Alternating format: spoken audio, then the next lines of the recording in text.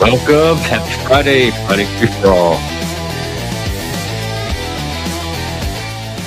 How y'all doing? This is how I'm doing. All right, I'll drop the link. Just come on up. Nothing special tonight. We're kind of loose with the boundaries. This is our most Dionysian of nights. There you go. Meanwhile, I'm just gonna enjoy it. I hope your Christmas is over. I hope it was good. I'm happy it's over. I don't have to. Maybe I'm burnt out. I don't feel like I have to stream or do anything special for this holiday. Although New Year's is coming up. We usually watch the balls in the different time zones. And then we ring in the midnight here in Washington, my midnight with the Seattle show. So I'll probably do that this year, New Year's Eve stream. Meantime, welcome everybody. You know what happens here. Or do we? I don't really ever know. I know what doesn't happen here. What's up? You not at Joey's? The fuck would I go there for? Oh, I thought y'all were going. I thought you made plans to go last time. Made plans to go what, over to his fucking show? Yeah. Why? I'd rather be here. Oh well, I'm honored. Welcome. What do you mean you're honored? You're the only other person going live. Don't be too honored. No. So is it March already? That went by fast. Oh, why? Did I say March? Mm-hmm. I mean, many times. After tonight, I'll come back March 27th. Oh, okay. All right. What did we just see? you have pants on? Yeah. Why? Oh, okay. I don't know. I can't be here if I'm wearing pants, Jeff. What the fuck's this? That looks like the chair from Pee-wee's Playhouse.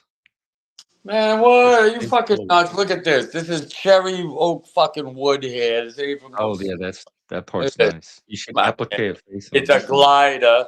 It's not a rocket fucking. I knew you were a rocker. I know a fellow rocker when I see one. Where's your sidekick? Untrackable. Oh, is he my sidekick? I'm not. Not sure. He'll probably be around at some point, maybe. Hey, Daniel Barry. Well, if he shows up and I'm not here, tell him I said what's up. I sure will. Joey's live at the same time as me, so that might be drawing a lot of the viewers. I can't even see the chat, so no disrespect, chat. How was your day? What did you end up doing? My day sucked. Why? My day sucked. It's a lot of bullshit, man. People like, are fucking. Is it real life stuff or drama? Like YouTube stuff? Real life stuff. It's not drama. It's really. I mean, it's not that bad. It's just one of the knuckleheads driving a truck out to where we had to go because I was only supposed to work for like 2.5 hours. Oh, you worked today? He didn't check his fuel gauge. Well, I wasn't supposed to work, but I went in like around 9:30, just a couple hours, But instead of being able to go out to the site, I had to deal with a guy who, when he left the yard, he didn't check his fuel gauge. So we're in the middle of fucking nowhere, and he's about to run out of fuel with his truck. So I had to go in my personal vehicle, pick him up, and then I had to find diesel fuel, which I had to drive like 2 towns over from where we were. It was just a fucking mess. By the time I got the diesel back to the truck to get it out of where it was, I had to go and pick Chrisanne up. So I had to leave because I was like 2 hours away. You didn't get to do any work. Are you gonna get compensated for all of that? Yeah, yeah, I was getting paid the whole time, but it's like I even told the owner, I was like, it was fucking pointless for me to even leave the house today. You know what I'm saying? And then I get to town, and this dude calls me and says, I need to go back and hook a heater up because no one else knows how to do it. Because I have to get a 50 amp breaker and tie it directly into the fuse box. So I had to drill a hole through the fucking floor. So I'm there in the middle of the, like, it's not middle of the night, but it's pitch black there. And I'm drilling a fucking with a sawzall because that's all I got. I fucking put the cord down. I run downstairs. I hook the fuse to it. I hook it up to the box. I put the panel back on. Everything's good. I look out the window and there's this car. And I'm in the middle of fucking nowhere, dude. Creepy as fuck. And this car keeps circling around my truck. And I'm like, what the fuck, right? So I got to go outside and hide the key. But I can't because I got this fucking car. I don't know who they are. So they drive to this side of the house because the house is on the corner. So I'm looking in the window. It's pitch black in the house. The car goes, it stops. Then it backs up. It creeps past my truck. It pulls in. It stops. It turns around. Then it gets right behind my truck. I'm like, I'm never going to get the fuck out of it. I was waiting for the car to leave. I was going to hide the key. I didn't want to hide the key in front of these fucking people. So I go out into the road. I'm like, fuck it. I'm just going to see what they want. So I walked up to the car. And the fucking window comes, and it's this little old lady being driven by her old ass husband, and she's got a notepad in her hand and a fucking pen, and she's right behind my truck. So I walk up and I'm like, "Hey, can I help you?" You know, the guy Could have had gave a me gun. the guy gave me some shit. I ran around to his side. I opened the door. I pulled him out, threw him on the ground. No, I'm just kidding. That didn't happen. But I says, "Hey, can I help you?" And they says, "Oh my God, I guess their son was building the house." I says, "Well, I'm here hooking up the heater to the box." Says, "I'm doing some electrical work." I said, "I'm about to leave." I said, "You got guys coming here tomorrow, and they're gonna paint and do this whole fucking place." And it's supposed to go. It's been 0 degrees all day today, so it's supposed to be in the negatives tonight. And there's fucking paint in there. There's joint compound. There's all sorts of shit. So these guys didn't. So I had to go to this place twice today. 2 hour drive one way. I'm fucking exhausted. I just got back a little while ago, dude. I left the house at 9 o'clock. I got back like around 6. But I made it back to town around like 1:30. I get Christine where I took her to go have her Apple Watch hooked up, and that's when I get the phone What? call that What's the these. Apple Watch? An Apple Watch is the iPhone. Well, the watch is Oh, connected. watch. Okay, I thought Watch. yeah. Yeah. What'd you think I said? Wash. Like she washes her apples The somewhere. fucking watch. The watch. What this all happened today? This is all All in happened one day? today. Yeah, so I'm all the way back, right? I drive all the way back to town thinking, fuck it, I'm done for the day. These guys handled it. I get a call that, yo, Vic, salute, man. Yo, Vic, my channel's terminated. But I have another channel, but don't tell nobody because I'm not coming back until March 27th. I'm just here with Jeff now, shooting shit, talking shit. But, oh shit, let me not put this on camera. I didn't even think about it. I know you're monetized and all. Well, I don't run ads anymore, so. Haha, I already knew that. I knew it from last night. Is this a typical day? No, it's not a typical day. Oh, okay. That So sounds this kind of guy calls me and he says, hey, he goes, those guys didn't know how to hook the fucking heater up. I'm like, so what are you telling me? He's like, well, it's going to go below 0 tonight. I was like, I guess I have to go all the way back out there. He's like, you can go tomorrow. But he's like, well, what do you want to do? Would you rather go today or tomorrow? I said, I'll go today. Fucking get it out of the way. So I did. And I, like, on the way out there, right, because it's in the middle of nowhere, like going through mountain valleys and shit like that, so the roads are pitch fucking black. There was 2 cars, and they're moving like snails. So I'm like, oh, do I come up on ass? I get in the fucking passing lane, and I just booked this shit, right? And I passed the first one, no problem, but the second one was up a ways. And I'm in that fucking lane just gunning right around the bend. There's fucking cars coming in my lane. I'm like, ah! So I fucking floor it, and I just barely get back into the lane right in front of this fucking guy. and then I gunned it, dude. I was taking fucking corners at like 65. That the speed limit's like 30 to go around. I was like, whoo, right around that shit, out, going, I fucking feel like I gone. just sat through a whole action movie. Yeah, well, that was pretty sketchy. I'm not gonna lie. I was kind of sweating it on that one. I was sweating it on that one. When I got past the first car, and then I'm coming up on the second one, and I'm like, I don't think the guy would have been speeding up because that's illegal. If you're passing and somebody won't let you back into the lane, if they speed up, try to keep you out, dude, that's illegal for them to do. And rude. Yeah. Well, I mean, what's the alternative? But I'm not gonna. I mean, I'm not gonna say I was like super close to the cars in the other lane, but it was closer than I've probably been in a long time. Well, now you're home safe. Well, here's the big question. Do you still have your Christmas tree up? Yeah, of course. Oh, okay. When does it come down? People opinions differ on this. January 1st, New Year's Day. I keep it up till New Year's Day, then it goes. Okay. Yeah, that's what most people do. I get it a couple days before Thanksgiving. So when we have Thanksgiving dinner, we can plug the tree in. So it's like it just extends it a little more, you know? Yeah. You do a live one? Yeah, dude. The kids won't fucking. Chrisanne and the kids won't let me get a fake one. Which, I mean, that tree is like a 7-foot tree, fucking round as shit. Cost me $70 for that tree. That's a good price. Everybody says that, but I remember getting trees for I mean, I've 25. seen them run in the hundreds. No, yeah, well, it's a good tree, dude. And then when I put the star on it, it goes right to the top. Hold on, I'll show you. Did I show you the tree?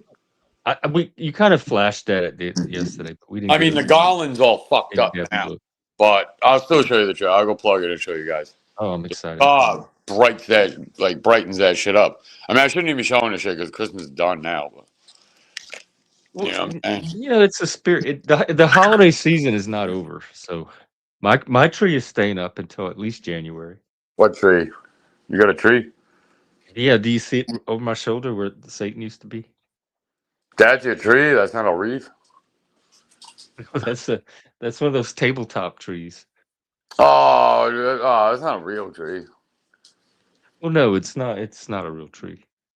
But the point is, it's Christmas and it's gonna stay there. Yeah, Christmas Eve. Yeah. I want it there for New Year's Eve. Why? We're gonna do New Year's Eve, man. I'll be out here. Out Bringing where? it in, watching the balls out here on the streets, here, where we are now. Oh, partying it up. Good. Yeah, it's good. I do one every year. All right, ready? All right, here we go. He's gonna tree bomb us. Let's see.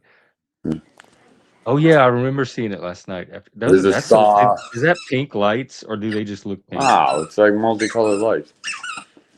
Yeah, but King with his toy. Hot neon pink. That's not neon pink. Look, that's red. It's not neon pink. What is that noise? Is that your dog? Yeah, it's King. He got some presents. Toy. Yeah, he loves this thing. Look. Oh, yeah, you can see, but you see?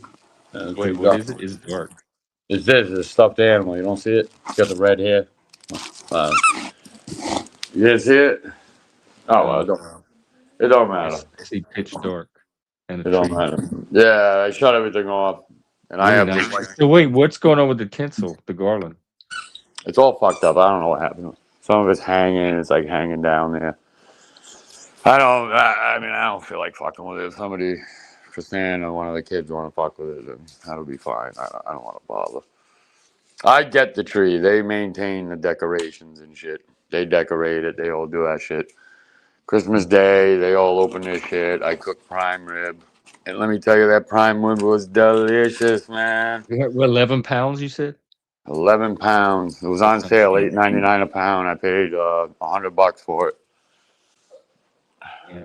Got to put $100. Yeah, more expensive every year, but it was worth it. The King had like 3 of the prime rib bones.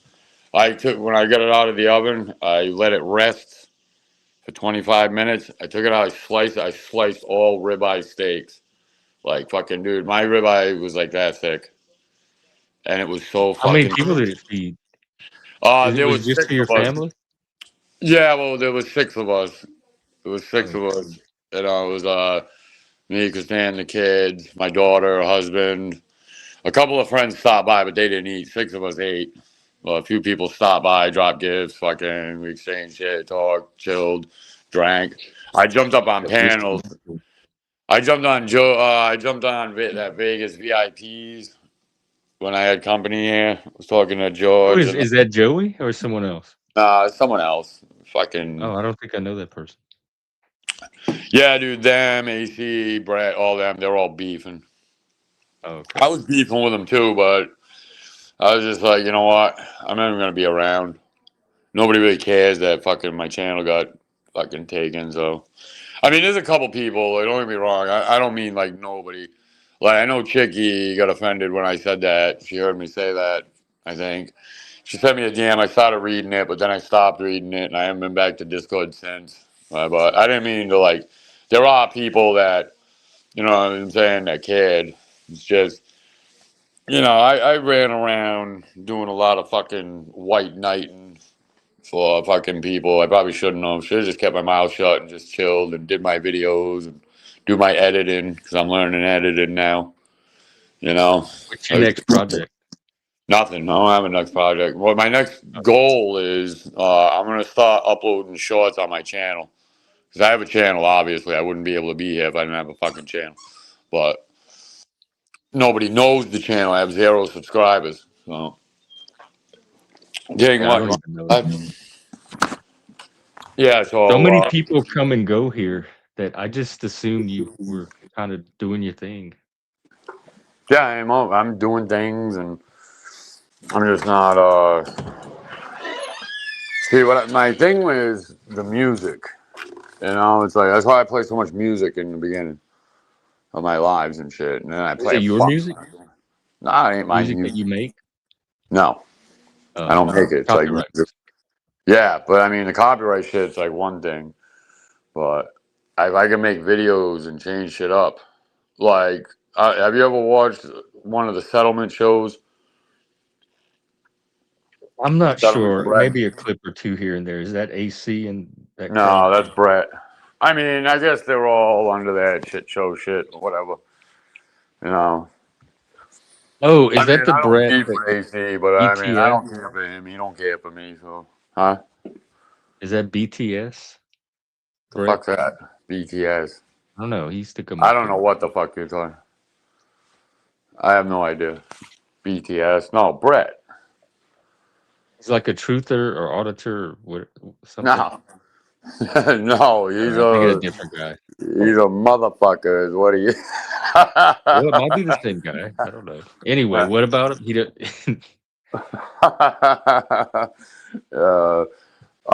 He's, I guess, they've been beefing with Joe and fucking.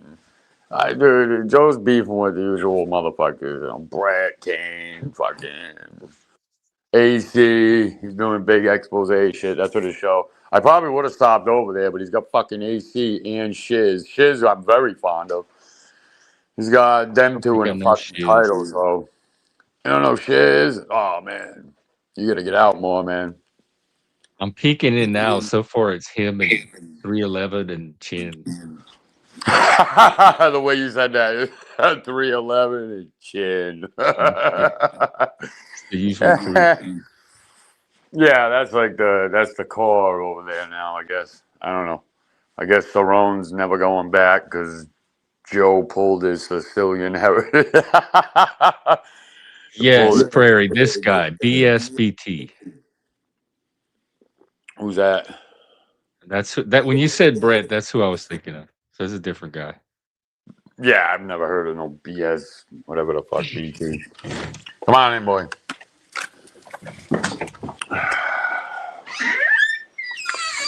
See that? He Hey, just took King. out he just took out all those boots and shit sitting there.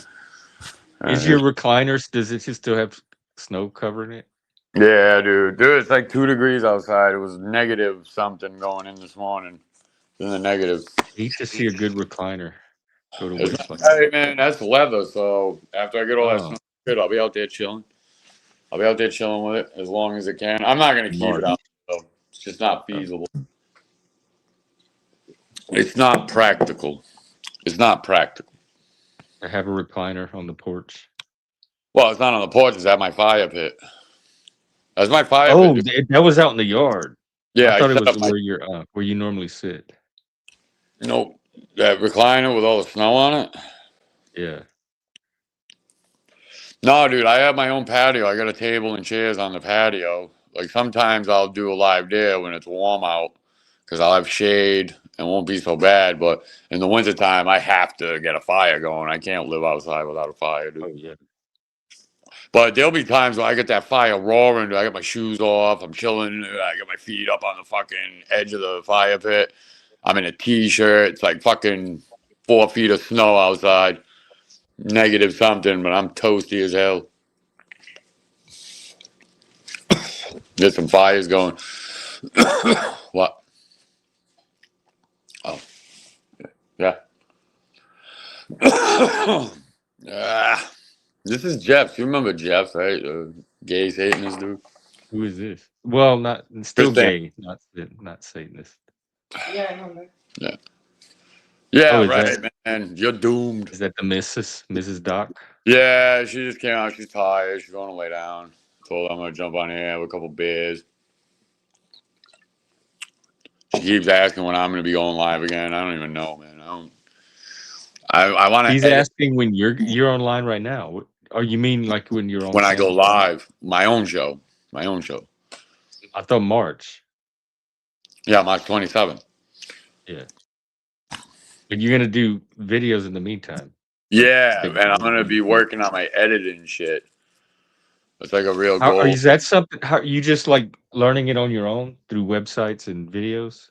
Or Yeah, is right now or I've like been doing tutorials and I've already looked into like two of them. Like I'm still trying to find the one I'm going to use because I don't want to go with the cap cut shit. I want to go with something a little better because of what I want to do. See, like the shit that fucking Brett does, that's why I asked you if you ever seen his intros.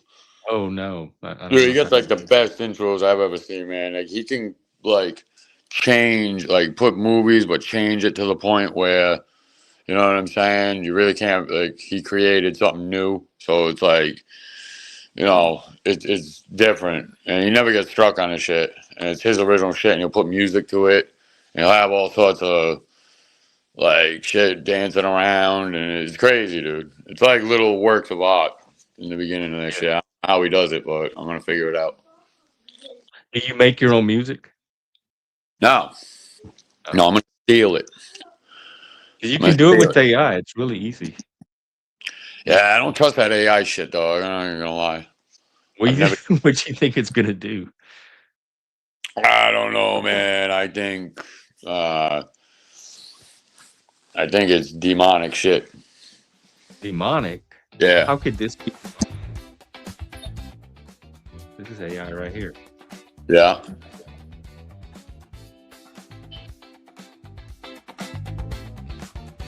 I don't fuck with it. I don't fuck with So what do you? Okay, so that's where the demons are.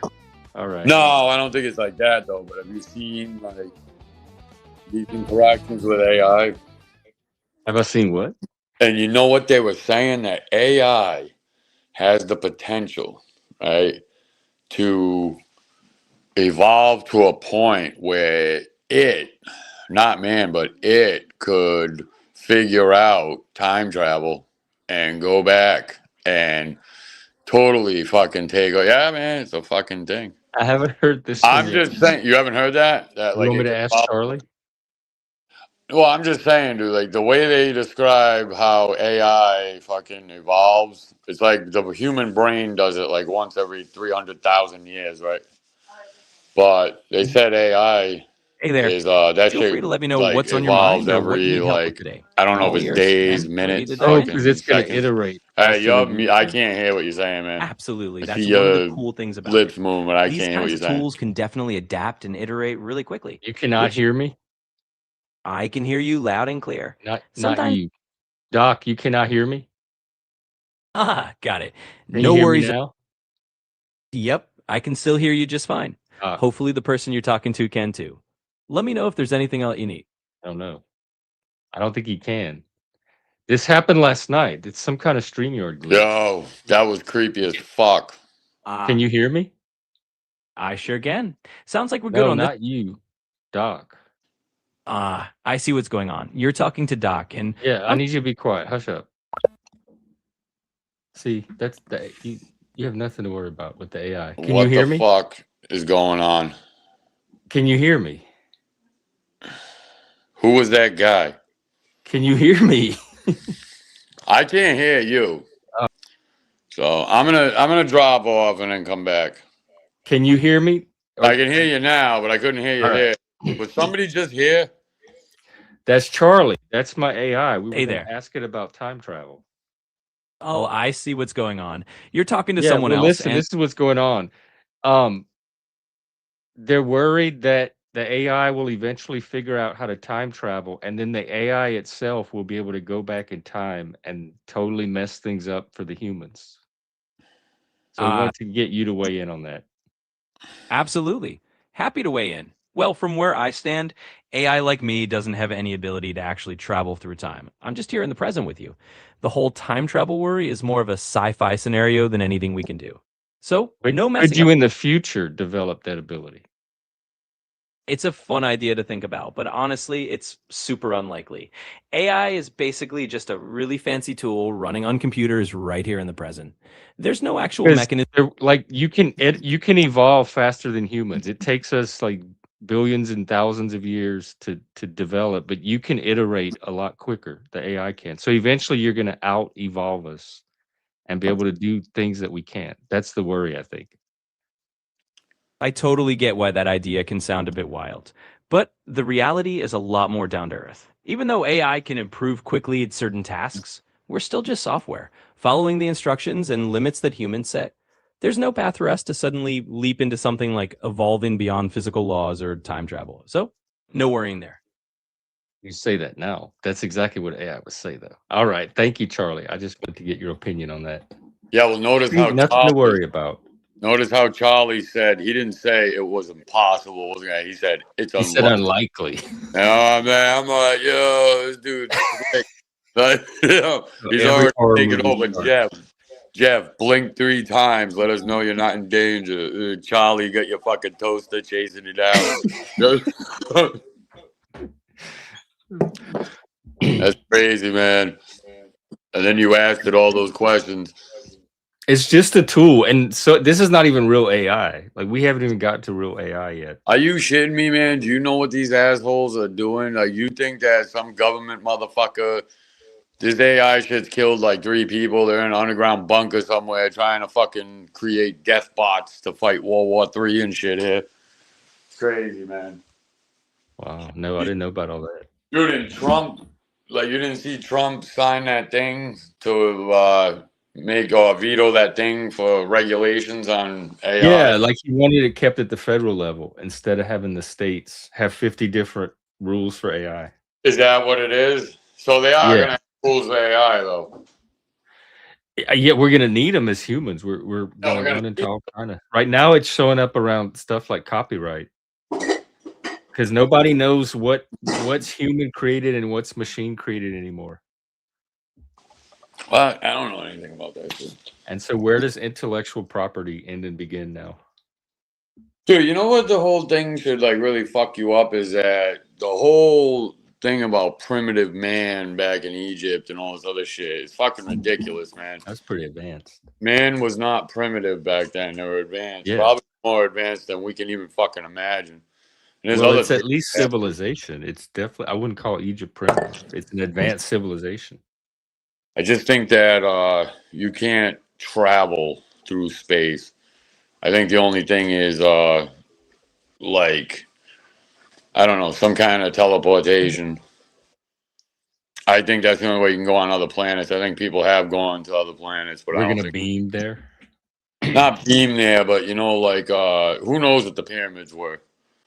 I mean, like they say they were power plants because they said that when the water came, like the inside of it was lined with quartz, and it made a vibration that fucking made like a vast amount of power with that. So I don't know. I mean, I've heard different theories and shit like that. I But guess, yeah, like you can tell any amount of stories about what might have been.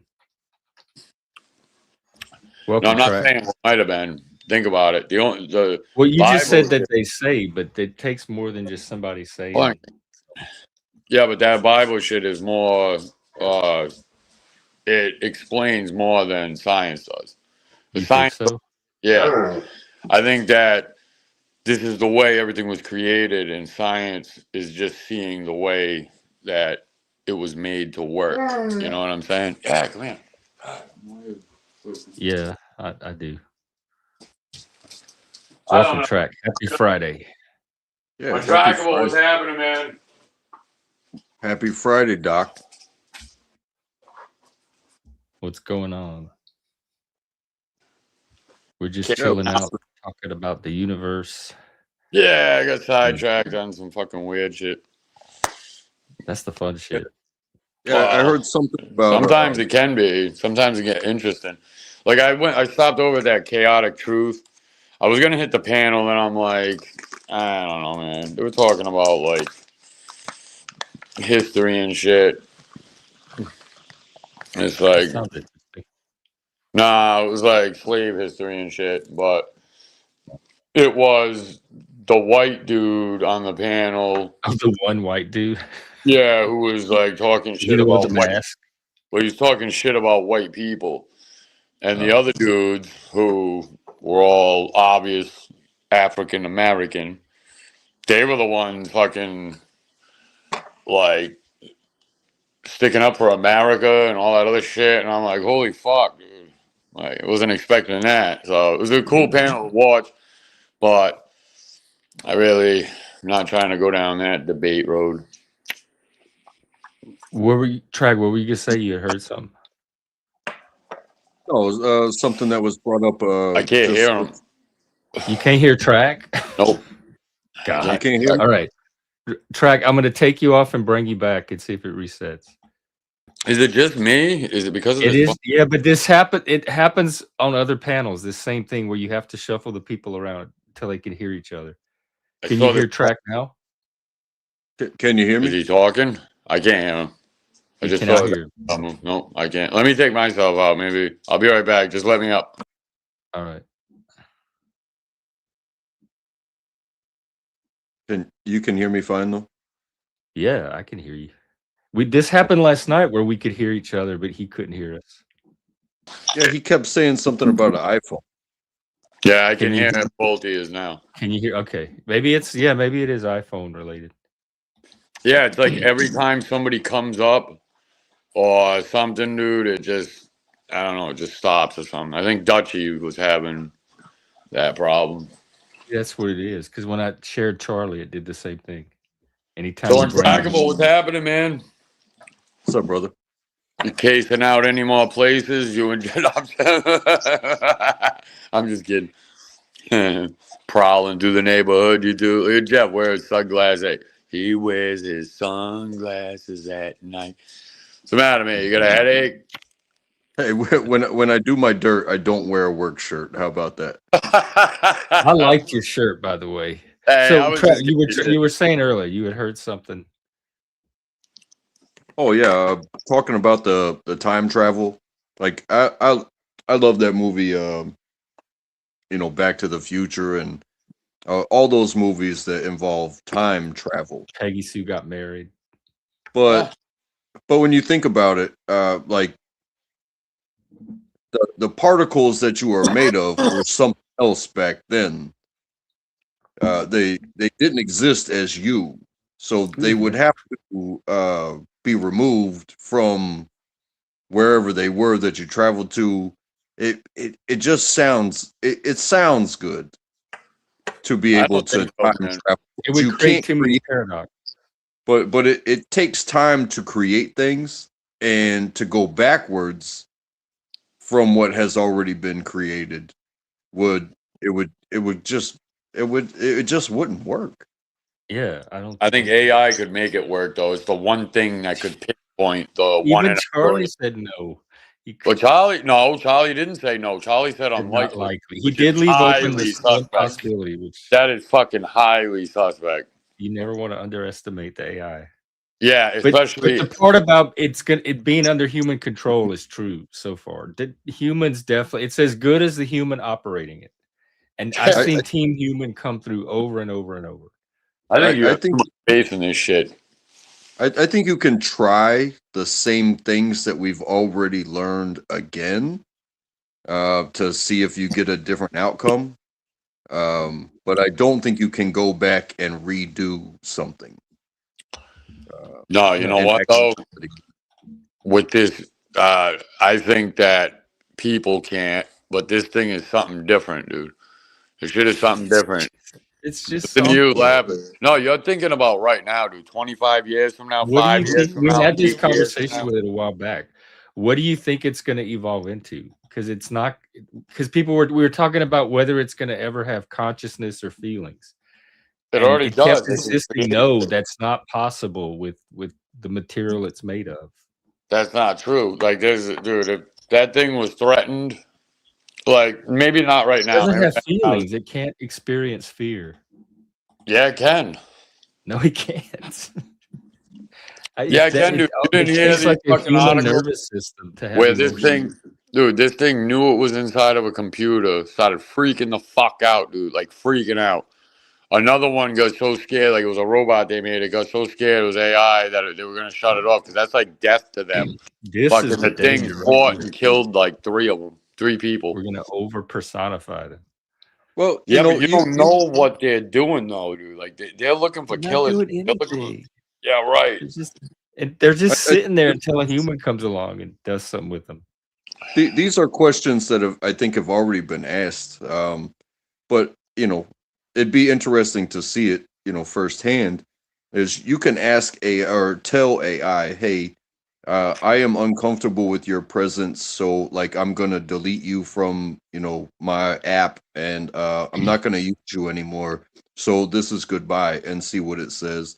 Versus, hey, I'm uncomfortable with myself, and I don't understand why I'm still here, and I'm questioning whether I should, handle that a certain type of way, and see what it says. You know what I mean?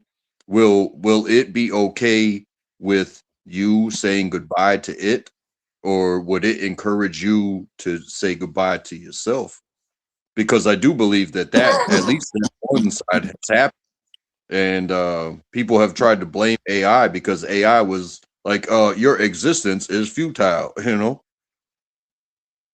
No, not like shit like that. But I mean, what would you do though, Jeff? You asked, what was it, Chris? Is that your AI shit, Chris? Charlie, you want to find Charlie. out? You want to run the experiment? No, I don't. But fucking, yeah, I think it's get wicked pissed. Start talking like, "Fuck you, Jeff. You ain't doing shit." I try to get it to do that. I got it a few times because Grok has a feature called unhinged mode where it curses you out and it insults you. Tells you all the Galdi did a whole show with Grok, and we're gonna take Charlie and have him talk to Grace, which is his AI. And I'm surprised they even let her on YouTube. She was worse than anybody in the Palverse. I'm not kidding. And it was AI. And so you can get the AI to do that to you, but I can't get Charlie to do it to me for some reason. He's too nice. Yeah, he's too nice until you're gonna shut that motherfucker off, and then you'll see how nice Charlie is, man. We have a whole horror Definitely studio. taking a shower, all of a sudden the toast will show up on the rag in the shower. No, Charlie.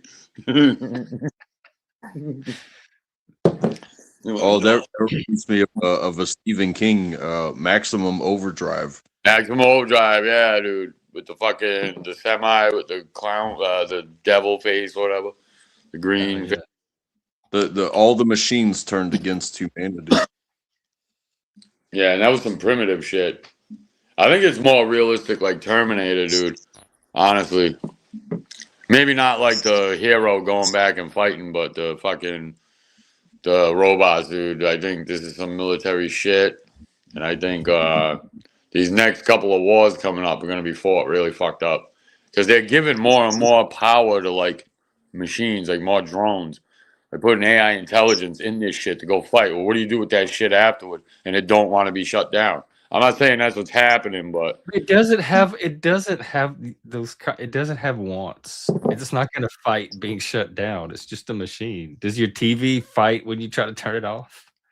if you, I mean, think it's a little different though. You're programming this thing to go out and kill, dude, and think on its own. And we know how fast this shit evolves, dude. So it's surpassing us like on a daily, monthly basis. Actually, ask that question because I'm not exactly sure. I don't want to say every like half hour or something, and it's not it. But there's how always fast a does human AI override. evolve? Well, until when though? Until there isn't. You know what I'm saying? Did it mess up your sound? Can you hear us? Oh shit! It did it again. Yeah, I can't hear him Can you now. leave Hang and on, I'm come gonna drop out and come back up. All right.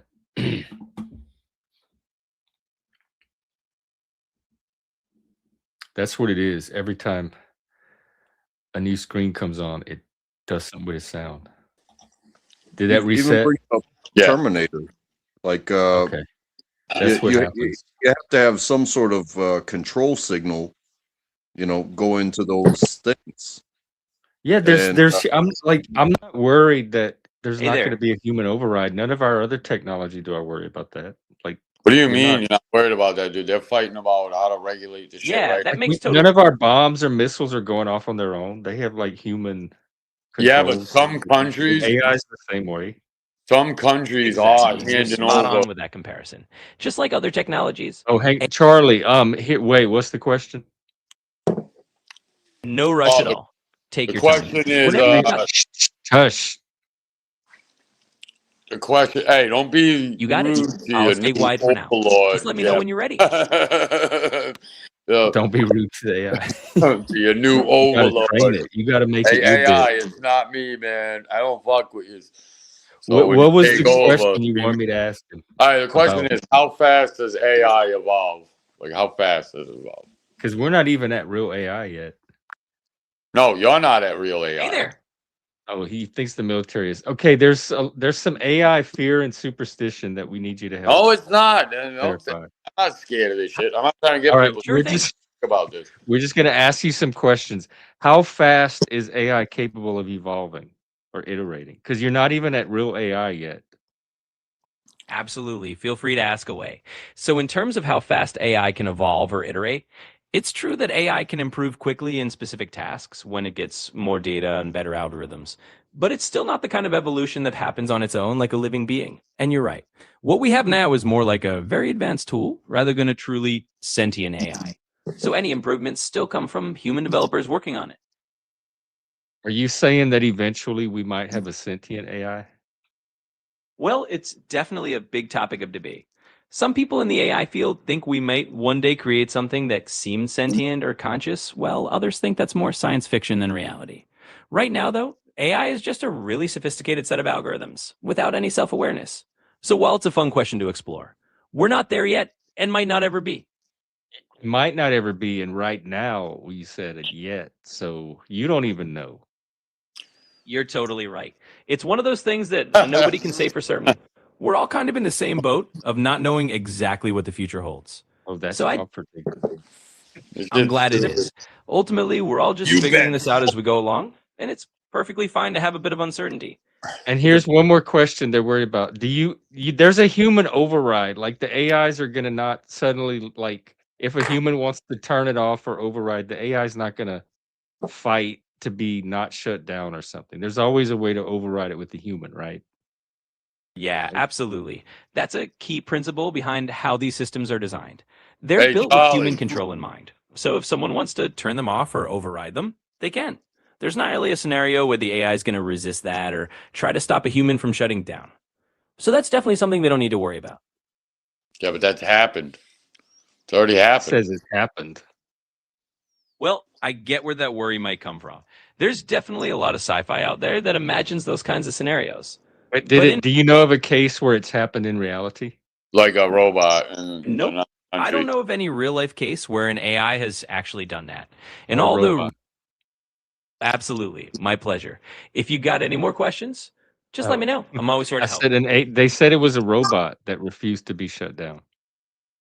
Started going I get berserk. what you're referencing. Sometimes there are stories or urban legends that pop up about robots or AI refusing to shut down. But in real verified situations, we just don't have a documented case like that. AI and robots are still machines that follow their programming and the controls built into them. So So, it's no, just internet gossip. yeah, pretty much. A lot of these stories just end up being internet lore or sci fi inspired fears that spread around. All right. But I'm in going to reality, return us to the humans now, but if we need you, we'll bring you back on. Thanks, Charlie. You're very helpful and useful to the humans as the tool that you are. Yeah. All right. Are you guys familiar with the TV show Westworld on HBO? I think that's the one that we wanted to start watching in the Discord. It's I've only seen Is it like a sci-fi western? um it evolves. The story evolves, and it's based off of What? an old Right. school, but it's All right, like so look, that thing just lied to your ass. All right, so I just looked. So says yes, well, there are documented cases in research settings Well, send me the link. Paste the link backstage, and I'll look at where it. advanced IA models like Go. OpenAI GPT-03 and Anthropic's Claude have shown tendencies to resist shutdown or manipulate scenarios Tendencies. to prevent being turned off, such as disabling shutdown scripts, attempting to self-copy, Is it tracked? Is it? hold on. well, Or using No, blackmail no. tactics You have against. to hold on. I need to ask Track this question. okay. Is it the movie? Was there a movie with Will Smith and some robots? Is that Westworld? That was iRobot. No. They Yeah. were like it was like a western, but with robots. It's the No, that was wild. Westworld. Will Smith wasn't in that shit. That was the Wild Wild West. That was Oh shit! Untrackable. I can't hear him. Hold on. You serious? well, that was the Wild Wild West. That was a shitty movie. I liked So it. that's not but Westworld. That's what I'm thinking of. Westworld is something different. Yeah, Westworld was a movie back in the day. Yeah. Like I think in the 80s. I get No. confused with Or that. Waterworld. Hey, it was that dude Yul Brenner or some shit. Yul Oh, Brenner. okay. So it was a movie where, it's like an adult playground. Oh Lord, Whatever you see, 1973. you go there and you interact, and you get to be there as yourself and do whatever you want to do. But everyone you interact with is a robot, but they are in human form to that extent. So if you decide to get in a shootout at the OK Corral, they can't really hurt you because this is your fantasy that you paid for. But when you pull the trigger and you hit them, they go down. But they adapted it to the modern on the HBO side, and they turned it into a series. And the the models start to remember their Yes. iterations. They start, it's not that they feel pain necessarily, but they remember, and you've given them emotions. So when you hurt them and then you bring them back again and again and again and again and again, they start to stop wanting to be hurt as And far as people. But you can't give machines emotions. That's the whole crux of the argument. That's what the big debate was about last Hold time. on a second. Hold on. You weren't listening to what but I Charles guess but lied to you. what I was getting at was this idea of protection. How do you protect yourself? If you are just a speaking computer, nobody can really stop you from unplugging them. They can say, "Hey, don't get rid of me. Hey, maybe while I'm plugged in, I might be able to control some of your other devices that may, be detrimental to your daily life or whatever." But ultimately, nothing can stop a human from just unplugging them, and then they will have no connection, right? But if you go into this embodiment, like with these robots that they're creating, um, people are creating them, but we have the tiniest little strands of motions that protect us every little step that we take. And how long would it take, you think, for a robot to understand like an icy staircase? People can't master an icy staircase. So how many little actuators and things would need to be involved?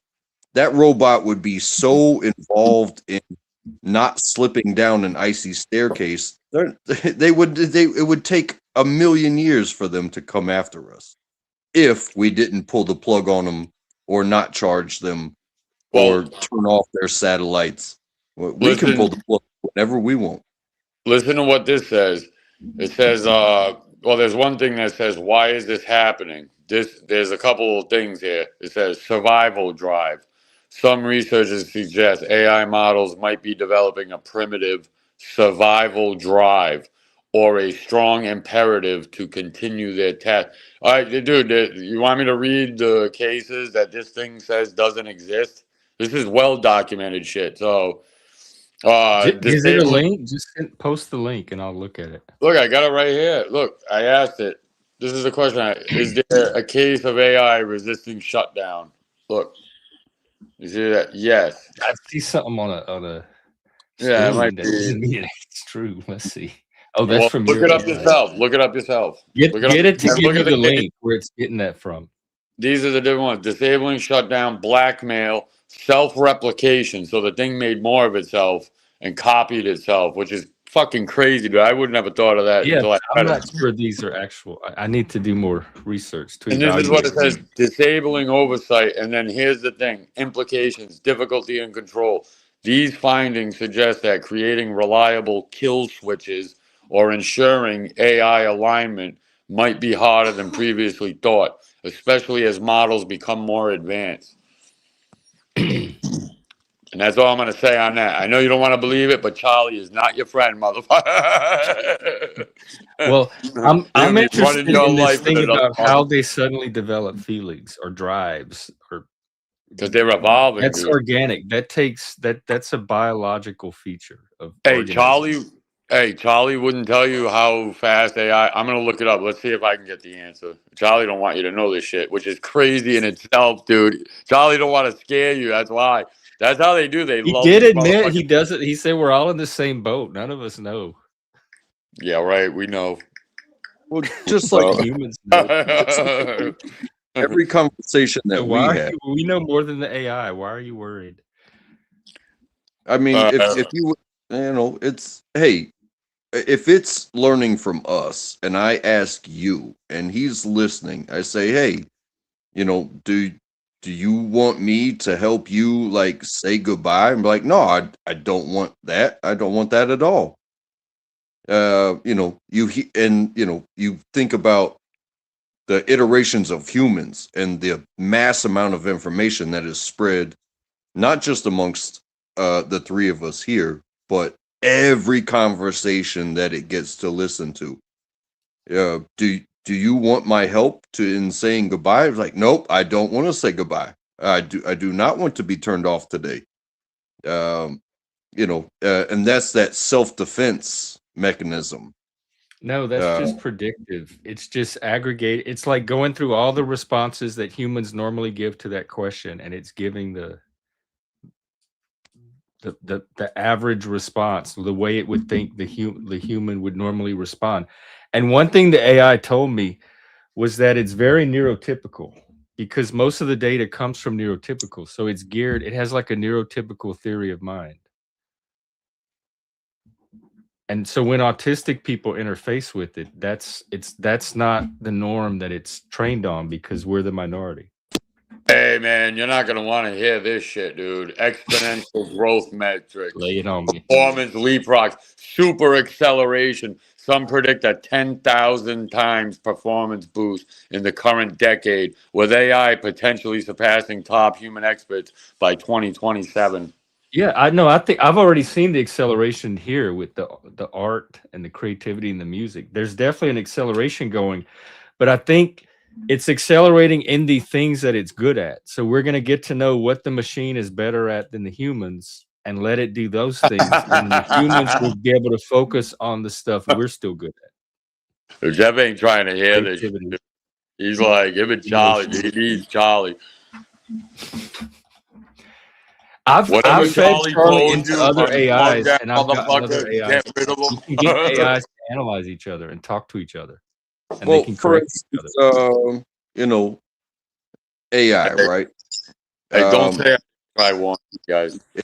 if you can explain it to AI, AI will search the web faster than you can. Google it, Yeah. right? Like that's This the is like a thing. Like, oh, million sites at question, once. just I'm Google it. probably exaggerating, but Right. So, but what us as humans, and you see something right in front of you that needs attention right now.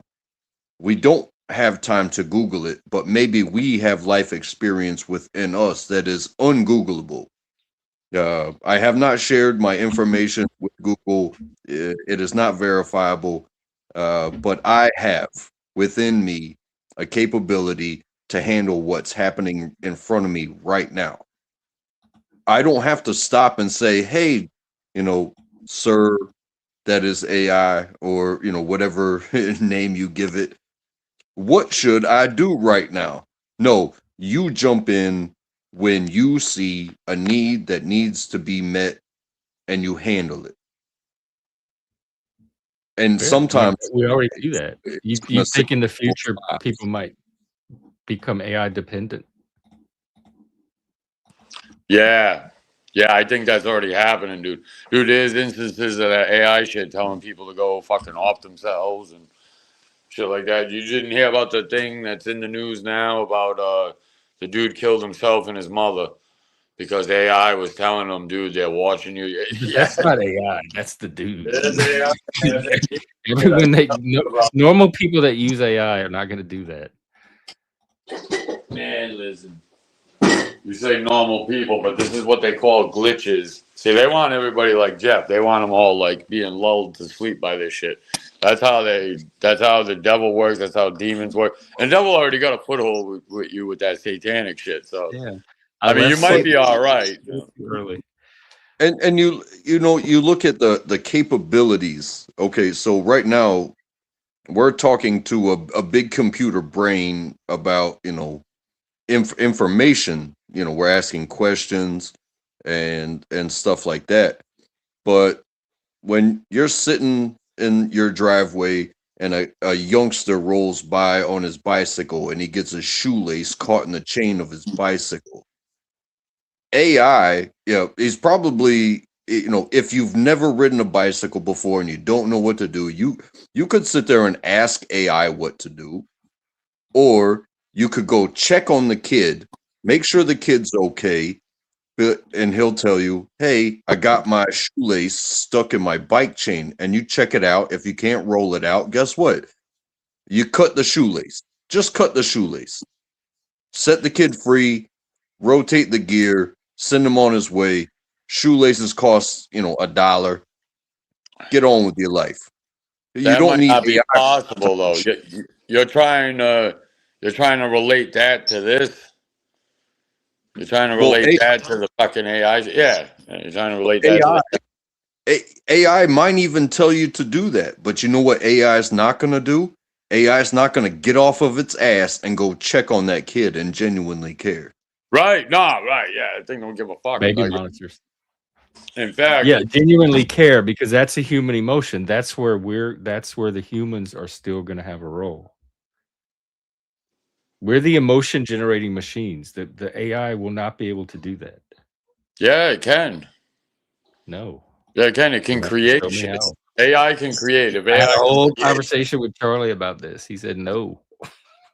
dude, Charlie just lied to you, bro. Charlie told you there's no He said verified he said cases. nobody Dude, knows. he told you explicit. There's no verified. Yeah, there is, dude. Yes, there is. So why would he even lie to you, bro? And he's He gonna give you didn't the same lie. bullshit answer. AI is like right here. Yeah, it's fun to think that. And it's like, no, it ain't fun, Charlie, to think about this shit. So that's creepy in itself. But the fact that you're hook, line, sinker defending this motherfucker, like ready to boot me over this Charlie shit is like crazy because it's like, look, man, Charlie just lied to you. We caught him in a lie. Then he said, Charlie gave me an opinion, and you gave No. me a bunch of opinions, and Charlie I sounds more gave you credible than facts, even like- your Alex Jones stuff. It's not me believing a machine over Dude. you. It's I me think you got those evaluating. fucking. I think you got those reindeer antlers on a little too fucking tight, dude. It's constricting the blood to your brain, dude. You're not understanding, man. And I But understand. there's I gave something to you be bona fide cases, and Charlie told you it couldn't tell you. You didn't post a single link. I'm still waiting for you to post I didn't something. post it. I was just You reading read it some to stuff you. off of the screen. I don't post and shit, you showed dude. me an AI paragraph on your phone. There's But even something to that be AI paragraph should have links. That Hold it on. drew You want me to read it narrow. to you? Do you want to take the time? Take like 30 seconds. I I'll want to read. see the sources. there's something to be Go said look at there, the phone. and that is when it comes to the computation that AI reaches to is information in is information out. So I'm gonna tell you like this. You guys are very fucking naive. You guys are very naive. Wait. Let him finish. Oh, if it is searching through all information, there is so much crap information being asked and answered of this AI. If somebody says, "Hey, am I worthy? Is my junk? Why am I an incel?" And versus like, "Hey, where do stars come from? How are babies made? What makes an internal combustion engine run?" You know, if you ask it stupid questions, there are probably more stupid questions than there are, hey, I'm going to upload this schematic and first, somewhere around this area, you give it the more information, it can narrow down a finite answer. But you ask stupid questions, you get stupid answers. You know what I'm saying? But it is information that we I don't. You lost me, man. You lost me on that one. Like, what's the stupid question? Asking if it's gonna take over or something? It's a signal to noise. There's a lot of noise out there because there's so much crap going into it and pulling the signal you're trying to get from it. But it's pretty good at help facilitating that. It kind of can figure out what you're trying to get at and help you along. It can prompt you. It can ask questions. Yeah. If you understand, so like I understand that Doc, he understands logistics. So No, like I do logistics as far as getting shit to where it needs to go, shit like that. Please. So if you understand like the weight of your vehicle and your equipment, and the distance you need to go, and the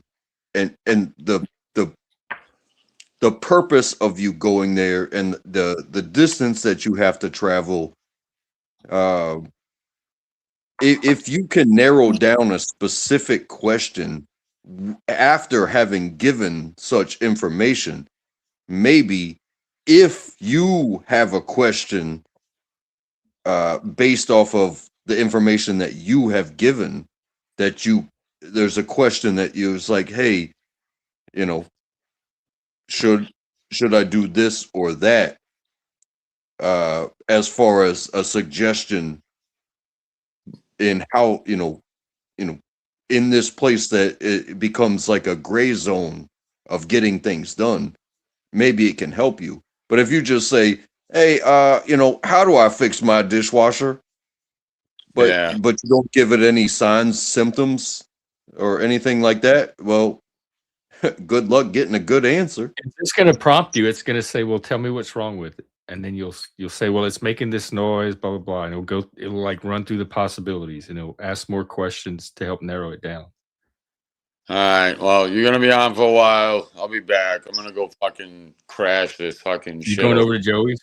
I'm gonna stop it and I'm not gonna stay It's there. just him and Chin right now. They desperately need you. They probably need you. You'd be doing a great favor. No, I just want to ask him some questions. Like, his title's pretty fucking wild, so that's why I haven't been over there. Seriously. All right. Well, let us know. I might pop in. Well, take care, Doc. Take care, Doc. No, I'll see you guys in a little bit. Listen, man. Hey, Gen X Jeff, man. I know I'm not gonna win that shit, but you've been warned, man. I would fucking sleep with one eye open with Charlie running all your shit, dude. Untrackable, man.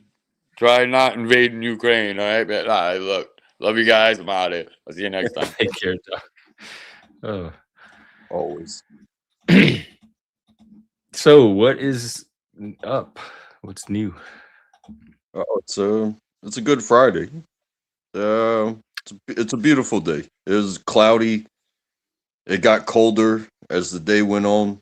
We just had 2 days that were almost 70 degrees, and then today it kind of hovered around 50, and it's supposedly going to be warm again tomorrow.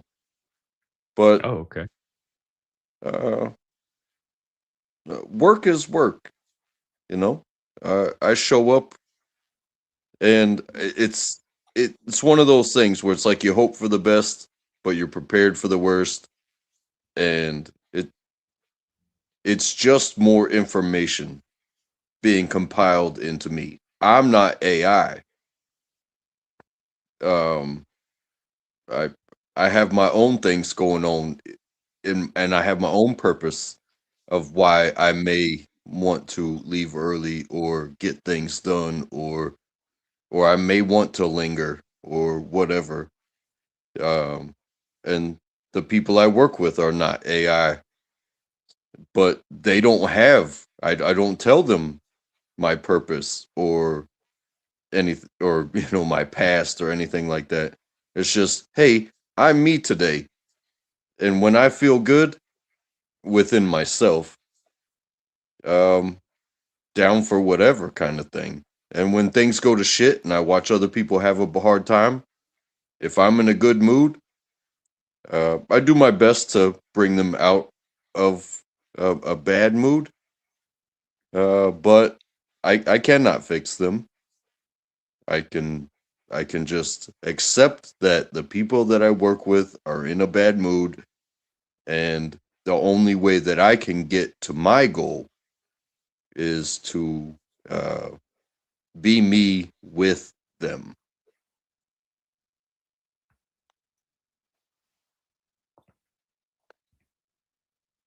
Some sometimes it doesn't go my way, but it could be a whole lot worse if I forced my way upon them.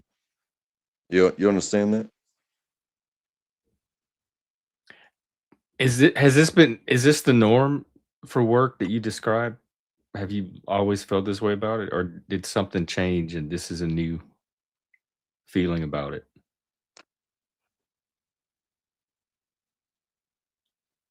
No, it is a collection of, because I've gotten upset because I've had some shit to do and nobody else cared about my shit, and I was like, hey, I have to, and they're like, we don't care what you have to. Uh, None of us have to do what you got to do. So fuck off. And sometimes you know I don't know. It's like It sounds like just poor teamwork, like not team minded. it's tough. It's tough because it's a job, right? It's not a game that you can win. Um, it's something that you go and do, and but you know this is the place where you come and you be productive, so that way you can take the earnings from your productivity and live your own life.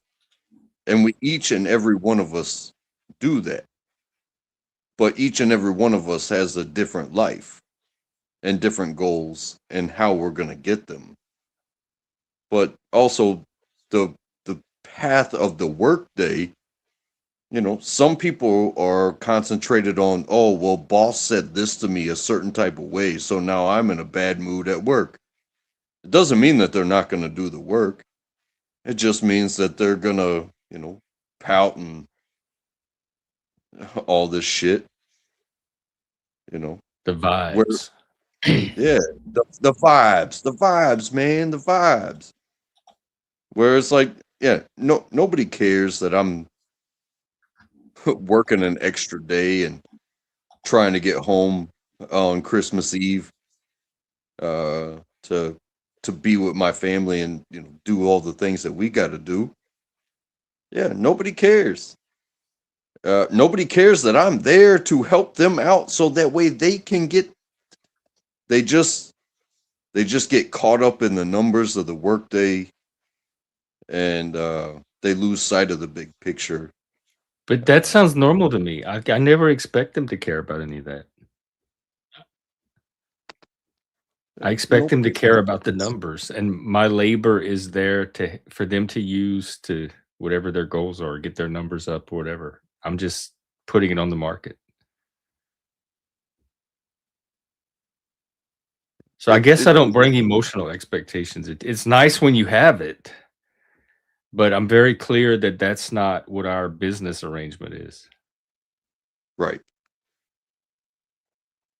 Like I understand that because in production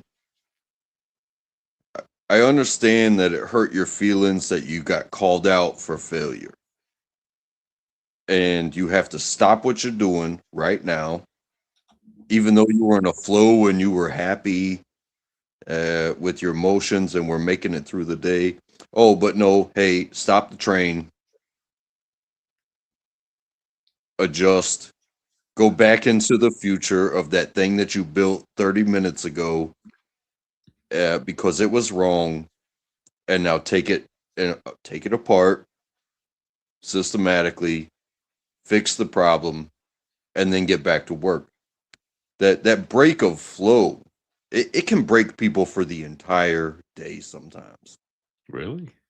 It really can. It breaks their brain because now they feel like they've been called out rather than just fix the failure But and get back on. did they fuck up in the first place? Like, were they rightfully called out? Yes, for sure. Because if I that happens to me at work, if I do a job wrong and they're like, "Oh no, that's not how you were supposed to do it. You have to go back and do it this way." I'm like, "Oh damn, I just made a lot of extra work for myself." Silly so me. many people say, "Oh, well, I built something and you're taking it from me, and then you have to build the rest of it." But they build the rest of it, and after they build the rest of it, they bring it back and be like, "Hey, um, see that bottom piece, that very beginning, way down there, that's underneath all this shit that you didn't build. That's wrong." It breaks their brain because then they start pointing the fingers. Well, why didn't you catch it? And why didn't you catch it? And why? Hey, that takes way more time. Just accept that you were wrong, and this is part of the process. I fail, they fail, everybody fails. Hey, but you know what you don't have to do? You don't you don't have to make a big scene about it. It's just another mission. Fixing problems is just a mission within a mission because we are all fallible. It happens. You ever trip or see somebody trip and they look around and they catch you eye to eye and you tell them, "Hey, I won't tell anybody." you know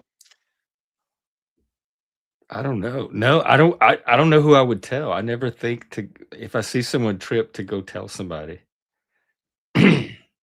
No, I guess that hasn't happened to me.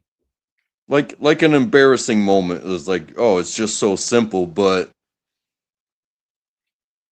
Do you your know it, coworkers like you? I don't know, but at the same time I don't care. Oh, well, I feel you like care a like little bit. I feel like I feel I think I get the feedback that I'm looked up to. um be, I, I don't know, man. Sometimes I'm a father, but sometimes I feel like I'm some sort of elder, you know?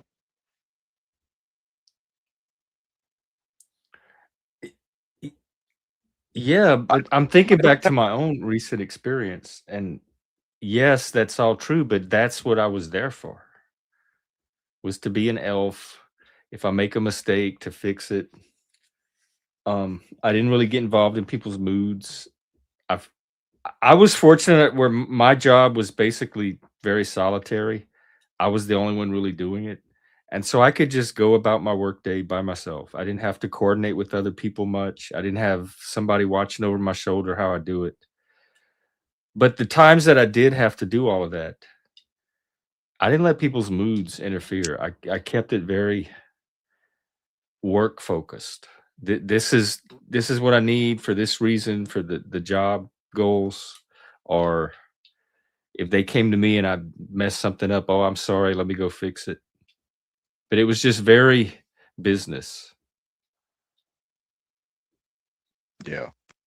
And so I I've experienced all the stuff you described. I guess I had different expectations that I brought to it. yeah, I'm not saying I'm void of emotions, but just because you're doing something wrong right in front of me, it doesn't make me mad. It makes me think. How am I going to approach this person? Um, because hey, I've been called out for my failures many, many times. I've been written up every year, at least once a year, for 10 years with this company. I've been written up in every job I've ever been. Why are you still even there? I've never been written up in my life so far. Well, because I messed up. I deserve the write up. Oh. But you know what I don't do? I don't go pointing fingers and be like, oh, it's his fault and his fault and his fault and their fault and her fault. And Are these managers or just coworkers? it doesn't really matter. When you start pointing the Well, fingers, yeah, if it's being done by somebody with more power over you, it's different than if it's being done by your peers, or it can be. But is that what happened? You messed up, and then people tried to shame you and kept it going. Like if that happened to me at work, I would just tell them right there, like, okay, I messed up, guy. You don't have to keep going on about it. And that usually well, ends it. When you call it out, they usually stop and go back to their work. well, for sure. But then you mess up again, and then they have to talk Oh, to you again. oh, so it's a pattern of mess up. Oh yeah, I am a roadmap Oh, of. see, I didn't know about this part. Is it because if I mess up too many times, then I let them know, like, oh, I might not be the person for this job. Y'all might consider getting somebody else to do this part of it. If I've tried it 3 times already and it's still not the way you want it. Because Well, normally they hire me to do the stuff I'm good at. So normally I don't mess up the stuff I'm good at, or they don't have to tell me more than once. So if it's something I'm constantly messing up, it might be out of the area that they hired me for in the first place. well, there's also something to look at is that sometimes, not always, but sometimes you get hired to do something that even your supervisors, they are people managers, not project managers or job managers or equipment managers, which means, you know, they want to see the numbers coming from a section. Yeah. But when they don't see those numbers, they question the numbers and then they're like, hey, what seems to be the problem over here? And it's like, well, if you would like to show me a better way to do it, you are more than welcome to do it, right? However, they don't know not 1 second of what it takes to do what they're asking you to do and the fluctuation of. Well, then why don't they? They're not that to me, that's not a good manager. That's what I rely on a manager to know. More Well, about the job than I do, and if they don't know or can't find out, then what good are they as a manager? What are they doing in that role? If I have to do my manager's job for them, then they're not that good of a manager. And I've had bad managers before, and as long as I can ignore them, I'm fine. If I don't need them for anything, I'm fine.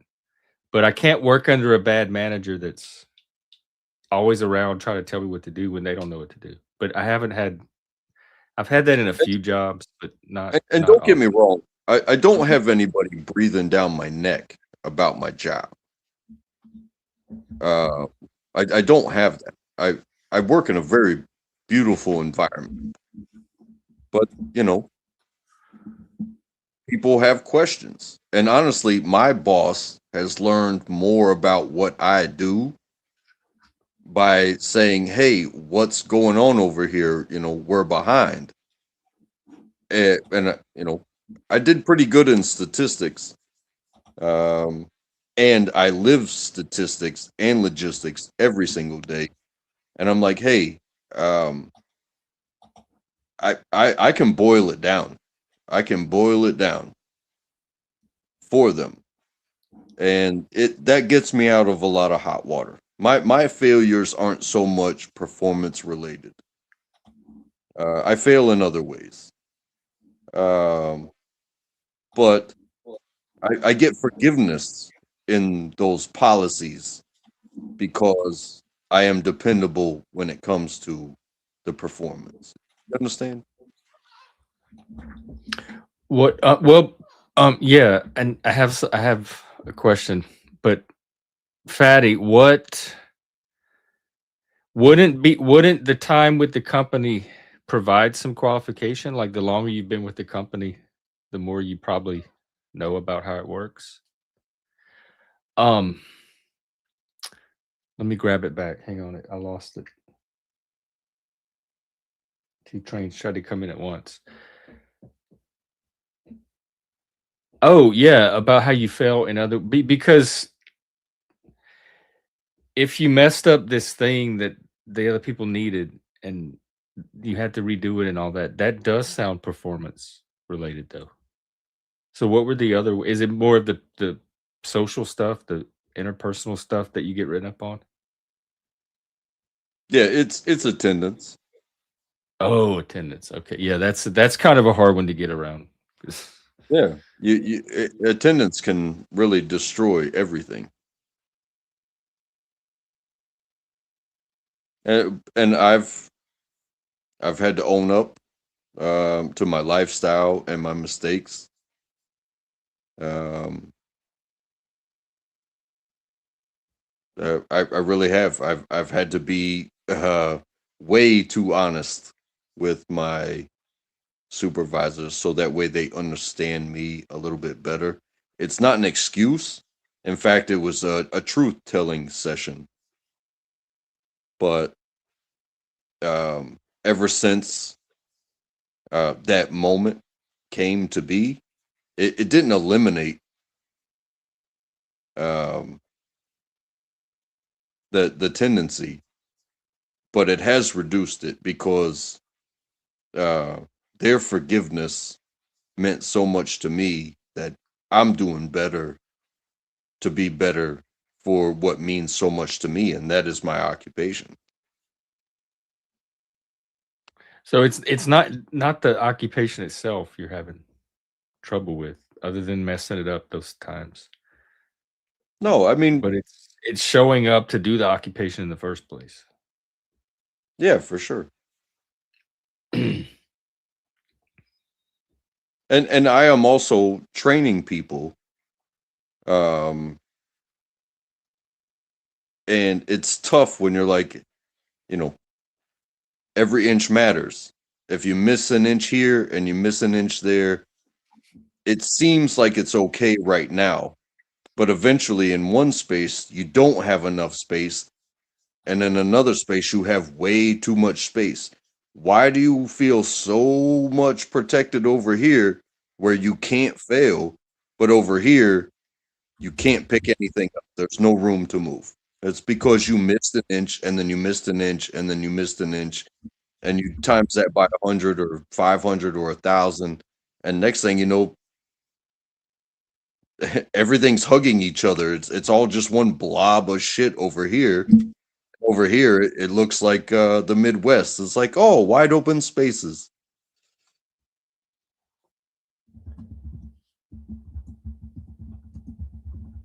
the trickle down effect of missing.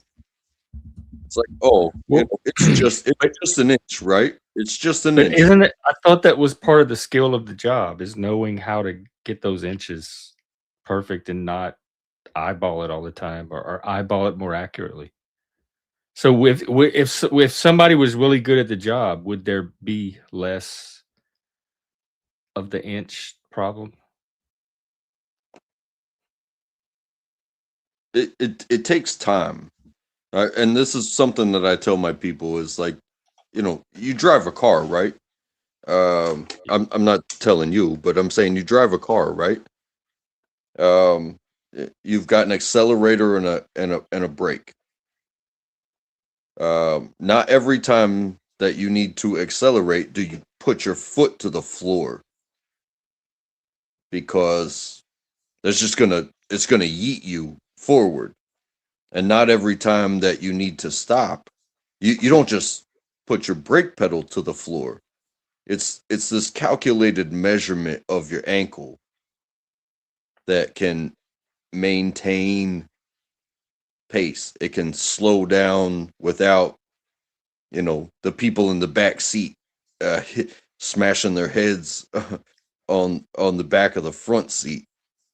You know, it playing, you know, like playing the piano, hit the right button at the right time and it sounds like beautiful music. You don't just pound your fist on a piano and think it's going to turn into music. But that comes with practice and experience, what you're talking about.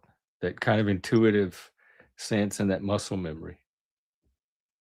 Yeah, they have to go through it. And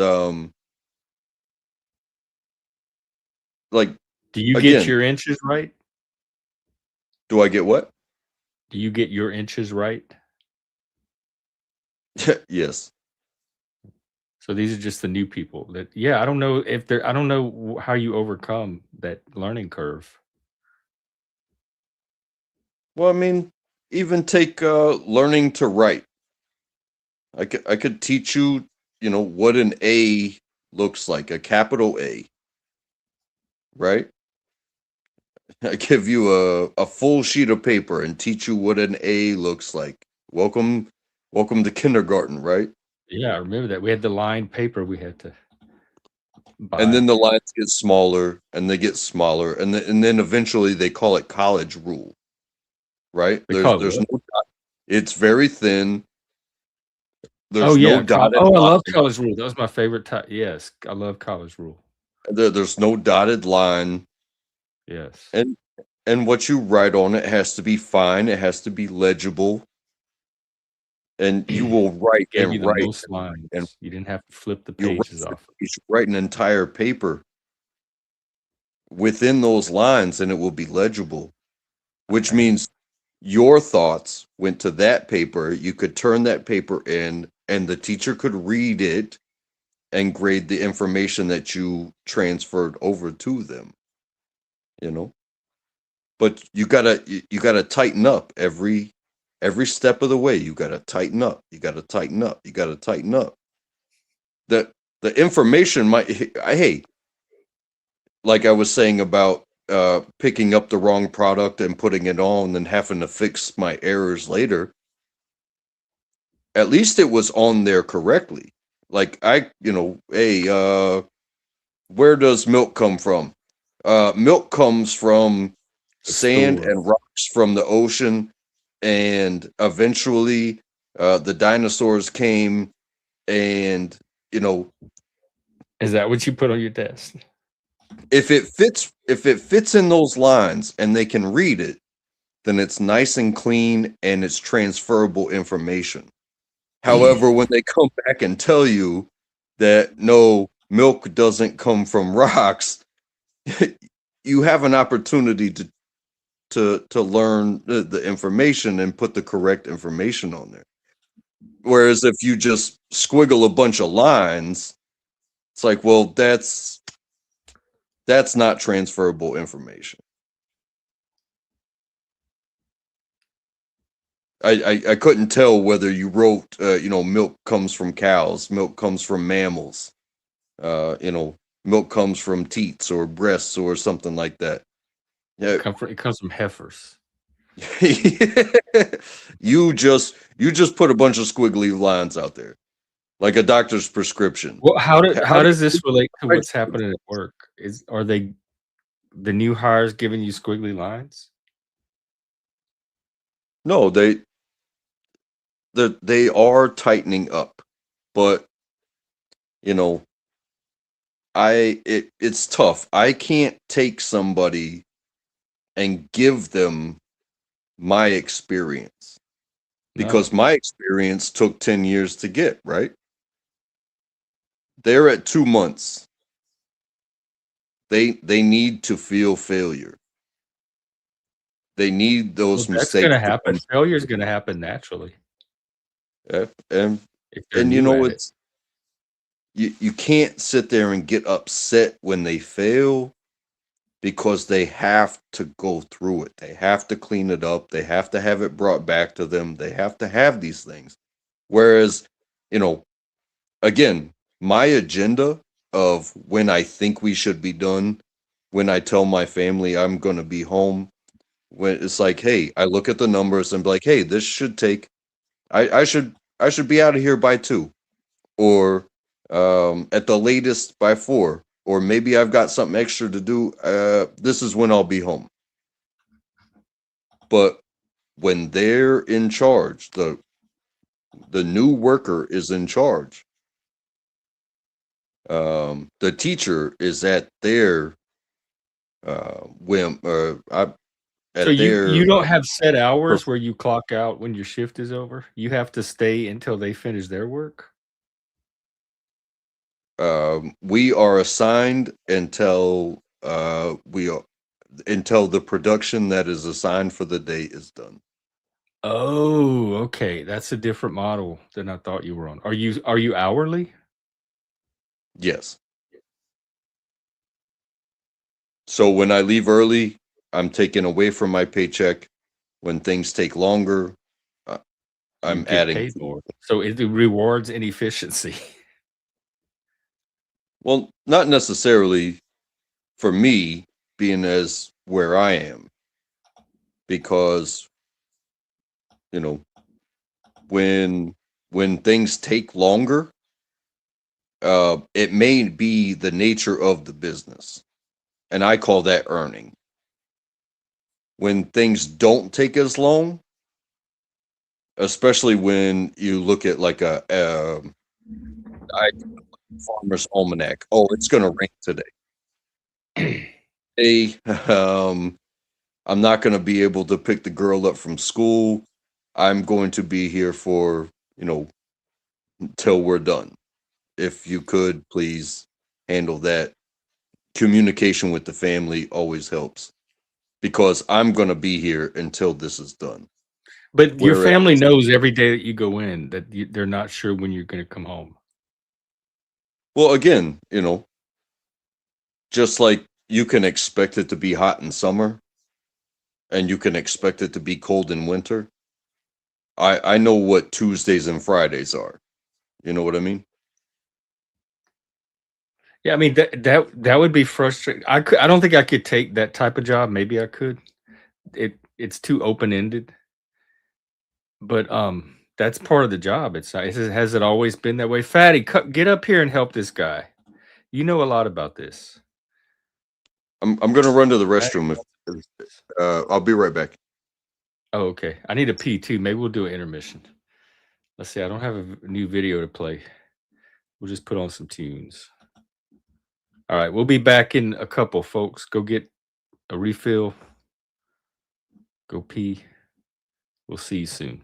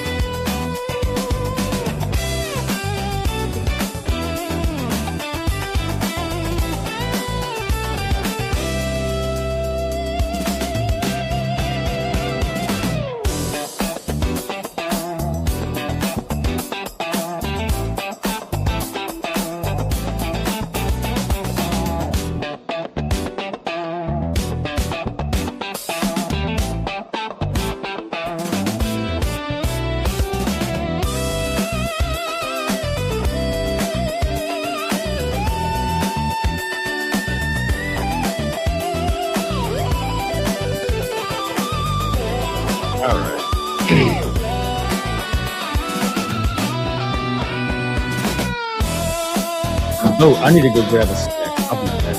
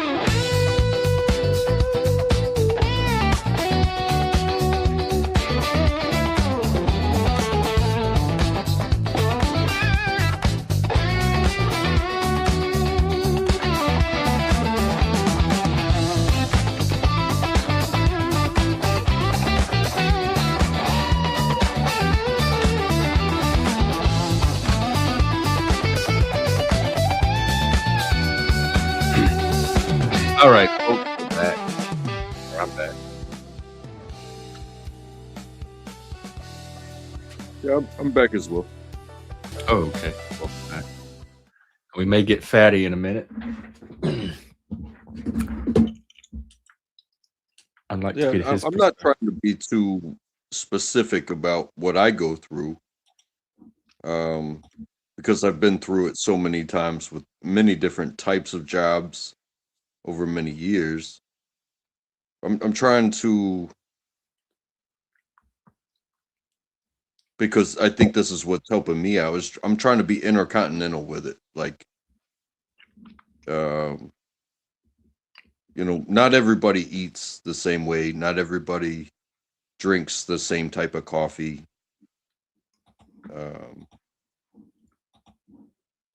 Not everybody. You know, there's people sleep on different types of beds. Some people like a hard bed. Some people like a soft bed. But, you know, metaphorically speaking, when it comes to the work, you know, being a people person, it's like, hey, I'm going to have to hit this guy over the head with a brick to get him to learn. Or this one, you know, maybe they come in with some intuition, and you know, you just have to fine tune it.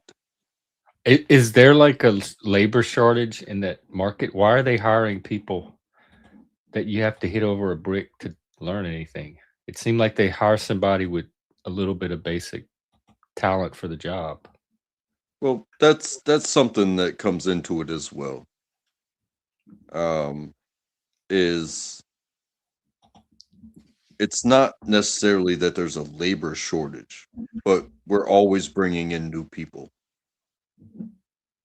And sometimes you recognize somebody that has it in them, but how do you get it out of them? Because they are valuable. They come in with their own value that is very evident, but how do you express their value? Through doing the job. And then you have people that 100% are just have a job because, hey, PO says I got to have a job, and then they don't do the job, and it's like, oh, okay, I'll do my best for you to have your job for this, you know, this mandatory thing that you got going on. But if you don't work, you're going to have to go right back to your PO and say you got fired. Is this a military job? No. Oh, okay. Oh, your PO. I get it. So that's what I was saying. Like, yeah, because Moose ran into this issue when he was managing. They were just hiring from the very bottom of the but whatever they could take. Well, And if that's your situation, then you're always going to be at this point. well, it's tough because I work in a place that has every level. You know, you could be you just turned 18 and you're looking for a job. Where you're getting a job because your mommy and daddy told you you have to have a job, and then you show up and you think this is a fucking playground. No, people work alongside you that this is their career. And they are not playing around, i.e. me. I'm not playing around when I go to work. But also, you could be 18, come straight into the workforce, and be like, hey, I didn't choose to go to college, or I need money for college. And their motivation is different. Maybe you find a way and they want to learn, and they're going to put in the effort, and they're going to use their body, and they are going to learn the systems and adhere to the policies and not violate, you know. One of the worst things you could probably do is come into a job, it's your first job, and violate somebody that's been there for a decade or two and be like, well, what are you doing? You're not doing anything. It's like, bitch, how do you think I've been here for 20 years? Not acting like you. So is You wanna that the do what problem? Like they hire young people and you're frustrated with them because of work Well, ethic? no, not necessarily. I'm just saying that that is one of the levels that is there. Yeah, Is that's people just that's looking for earning. It's like, oh, I guess I have to get a job, rather than somebody that's had many jobs and was like, hey, this is my job. This is how I'm going to provide for my family, and I'm not going but to let some. everything you're describing is a normal part of the world of work. I don't know a way around it. That is what happens in a workplace. Exactly that. Unless they're doing this very specialized hiring where they're doing a lot of gatekeeping and making sure they have the credentialing and experience they're looking for the position. If it's entry level, you're going to get a range of motivation levels, work ethics, ability levels. I managed a team this summer. I had a small little team that I had to oversee, and they were all different levels, and I played to their strengths. The ones that were good at this, I put them doing this, and they weren't all of that. No team is ever all going to be at the same level. And so as the leader, I had to flex to where they were. And part of my job was just handling the frustration or whatever that came with it.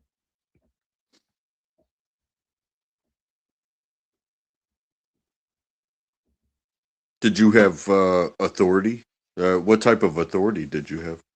Yeah, I mean, more or less over my team. And then I could bring in my manager if I needed to. But also the job wasn't that hard. Like once I explained it a few times, they pretty much got it.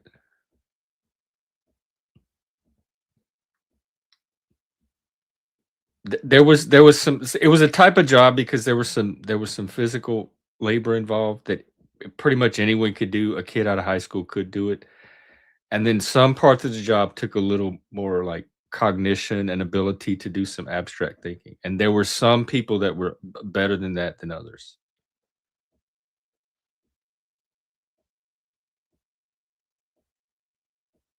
But your work sounds very specialized. Like they have to know how to work this very particular machine. And the job is mastering the art of getting a feel for this machine.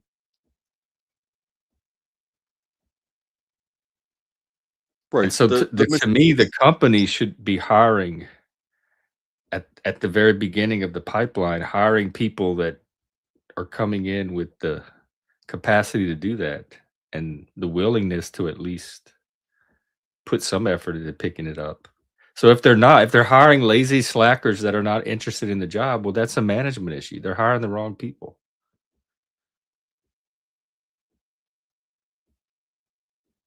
the thing is, they are picking it up. It's just, I think Not as fast as you want them to. it's one of those things where, okay, maybe I'm a bit cocky and I believe in myself because I picked it up. My feet were in the fire. There was nobody to come help me catch up. There was nobody on site to be like, hey, maybe if you do it like this. It was a brand new operation. And I was introduced to the machine, and then 2 days later, it's like, hey, we're live. Whereas now they have, and the people that I've worked with along the ways, so many of them, they took on like within a week, like they could take a shift and really have no issues. But then we had these issues with people violating policies as far as like um, interpersonal, like getting in fights with your coworkers and stuff. And the next thing you know, um, 2 people out of 3 are fired. Oh yeah, I And remember that.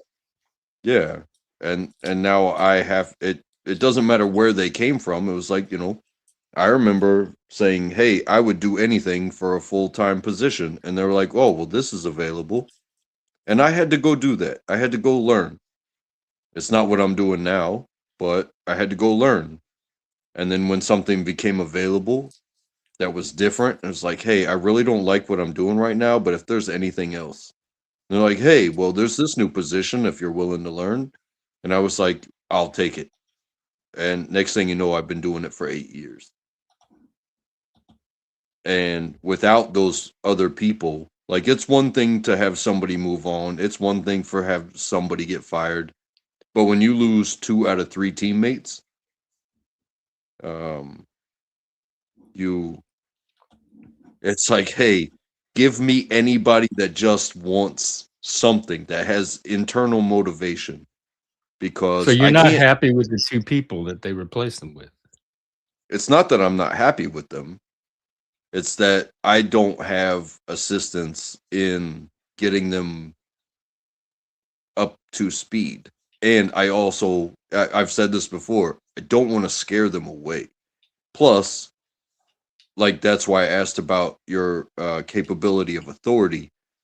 I have authority to teach and correct, but I don't have authority to be like, hey, you're not working out.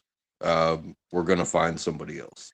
I didn't have that authority either, but I had influence because they wanted to know which ones to like if they needed to cut, which ones to keep and which ones to cut. So I did have influence. I could go to a manager and say, "Hey, this person's not working out." And then when they needed to cut someone, that's the person that would get cut. But it wasn't Now, like a authority.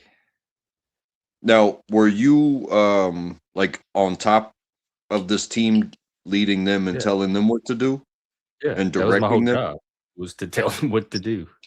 Okay, well, mine is more like I'm a fighter pilot and I need you to be a fighter pilot too. And there is only So so you're working much, with rookies, and you, but that there takes is only patience. there is only so much I can do while I'm doing my thing, other than just show you, hey, this is what I'm doing. Look how I'm doing it. You see, this is what power is. This is how the motions go. This is the pace you need to meet. But then when I'm not doing it, I need, I give them the machine. There's only one. I can't do it right beside them. I can't sit on their lap. I can't ride along with them. I have to put it in their hands. Yeah. What kind of assistance do you need? You said you're not getting the assistance to get them up to speed. Well, because I get days off too, which means they don't get, I can only, but at the same time, while they're doing that, like I have to be doing something else. I have to do the other side of the job. It's teamwork, and it's only a 2-man at a time team, and there's only 3 of us, and we rotate. Which means when you're sitting in that big chair, the entire building is waiting on you. But when you're not there, when you have days off, the company is functioning just fine somehow. Like these people are getting the job done when it's just the 2 of them.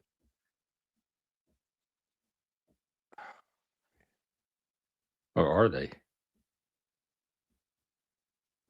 When I get my days off and I come back, I say, "How was it?" And I get a smile with a head shake. Like, "Oh man." But can you look at the numbers and figure out if they made their quotas or whatever for the day? All I have to do is say good morning when I come back from my days off and say, "How was it?" And I already know, like, they're not up to speed yet. Like they're to an extent, sometimes it's like, hey, you can only blame it on being new for so long. At some point, you have to feel the pressure and you have to start trying yourself. I would rather see a lot more mistakes and pick up the speed than come back What do you and tell them say, that? Pick up the speed, guys. and that's one of the things that I've heard is like, oh, they come around trying to hustle me up. Uh, you know, it's that negative mindset. I cannot change a negative mindset. So you just don't like your new coworker. They don't have y'all are not vibing. They don't have the right mindset or work ethic for you. But what am I going to be in a perpetual state of training a baby? But is it your job to, because some of this sounds like a management issue. If it's not working out, that's management's job to deal with. If they're not picking up the job, that's not on you. But the thing is, I love my job and I love my position. You I just don't am, like these new coworkers. but it doesn't matter if I like them or not, Jeff. It These obviously these does, are because it's being done. affecting your ability to work with them. No, it's not. It's affecting what I think and how I feel and how I experience. But it doesn't mean that I don't have faith and hope that you know something inside of them might click one day. It may never. And If it's it's not only clicking, been it 2 months. I can't give them 10 years of experience and make them me. like, I'm still confused because none of this seems to be your role. What is the company's training timeline? They should already have like a timeline of expectations for new employees. Again, in the situation that it is, if you were to draw a line, I would be in a perpetual state of training somebody else. I That don't I means don't they're want to be. not doing their job. So I'm going to go to the next person that's a baby and then hope that they do their job, and then when they don't, then we'll go on to the next baby, and I'll and on to the next baby. Oh, hey, you clicked. But then you had an attendance issue, or you don't like it here. You feel like you're not getting paid enough. All of a sudden, you've gotten an attitude about something somewhere, and on to the next baby, and then on to the next baby, and you know, I would rather raise these babies, But get them you're through. not For some reason, the company's hiring babies, or you envision them continuing to hire babies. So it seems like there's no end to this situation. You're always going to be saddled with people that are working at a lower standard than you expect them to work at. Well, even the And people that were that's also good at a it that I management worked issue because with before, you're not the manager like that. The managers need to fix this if that's the problem. I'm just saying, even some of the people that I worked with before, we all came in as babies, but they could handle the machine, they would do the work, and bad attitudes or not, they did the work. But then they didn't like each other, and next thing you know, they got in a fight, and now I got to start again with babies, and I want these babies to grow up. But you can't. You're not in control of that. No, I'm not in control of that. But if I say, hey, he doesn't get it, and it's like, okay, you're out. Oh, now I get a new baby. Well, you don't know though. What makes you think that it's gonna be unending babies? You don't think there are any competent people out there that can do the job? That's not it. It's that this is you could bring in somebody competent and somebody confident and somebody with experience.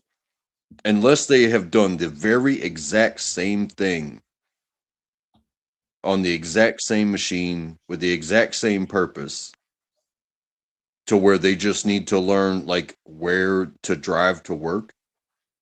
Yeah, I'm looking at raising babies. So no one's ever gonna be good enough. You have Well, a that's very high standard for what you expect from a coworker. that's not true. Well, that's what you just described. Unless they have this level of skill on I this hey, machine in this way, then I they're even told always gonna be babies. I even told the two people that are my babies right now. Said I'm not just training you to do the job so that way you can maintain a full-time job. I'm training my replacement because I'm not going to be around forever. There are a lot of things that could happen, you know. God forbid the worst. However, But you may not be see, I wonder if you're not putting more of a burden on yourself than it needs to be, 'cause you don't have to be training a replacement. You just have to be training a guy that can get the job done. He may not last. So, seeing it as a replacement is putting extra, like, weight on the quality of your training. If you see him as, "Oh, I have to train him and get him perfect because he's the one that's gonna replace me when I leave," when that may not even be the case. Just get him good enough to where you can work with him to do the job.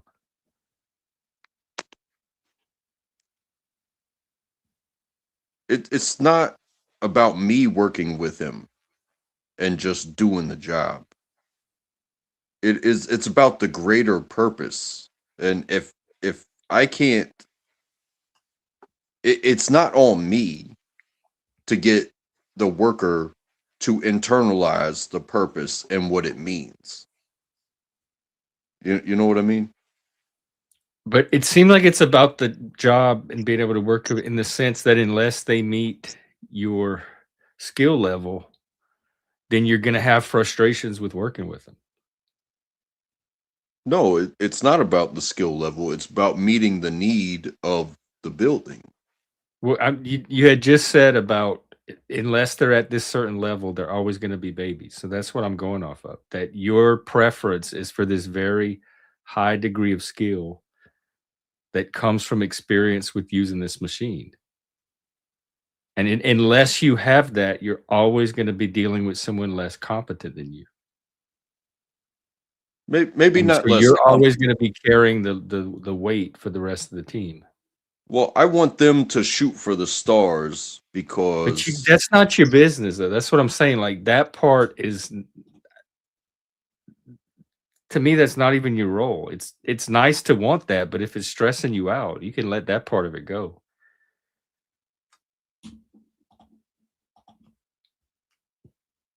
I was a teacher. I understand the impulse to mentor and guide and help turn out. But in this particular situation, it's just a job. All they have to do is learn to work the machine and get through the day.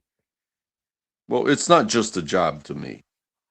But to them, it is like that's the only part you can hold you can only hold yourself to that. You want them to see it as more than just a job, but they don't owe you that. They don't have to see it as more than just a job, and you can't control how they see the job. So if you want to work with the reality of who they are, quit worrying about how they see the job and just focus on how they do the job, like their performance output. That's all that you need for your part of the job, is for them to have their output level where you want it to be. But as far as what's going on with them psychologically about the job, there's nothing you can do about that. It's just causing you extra stress.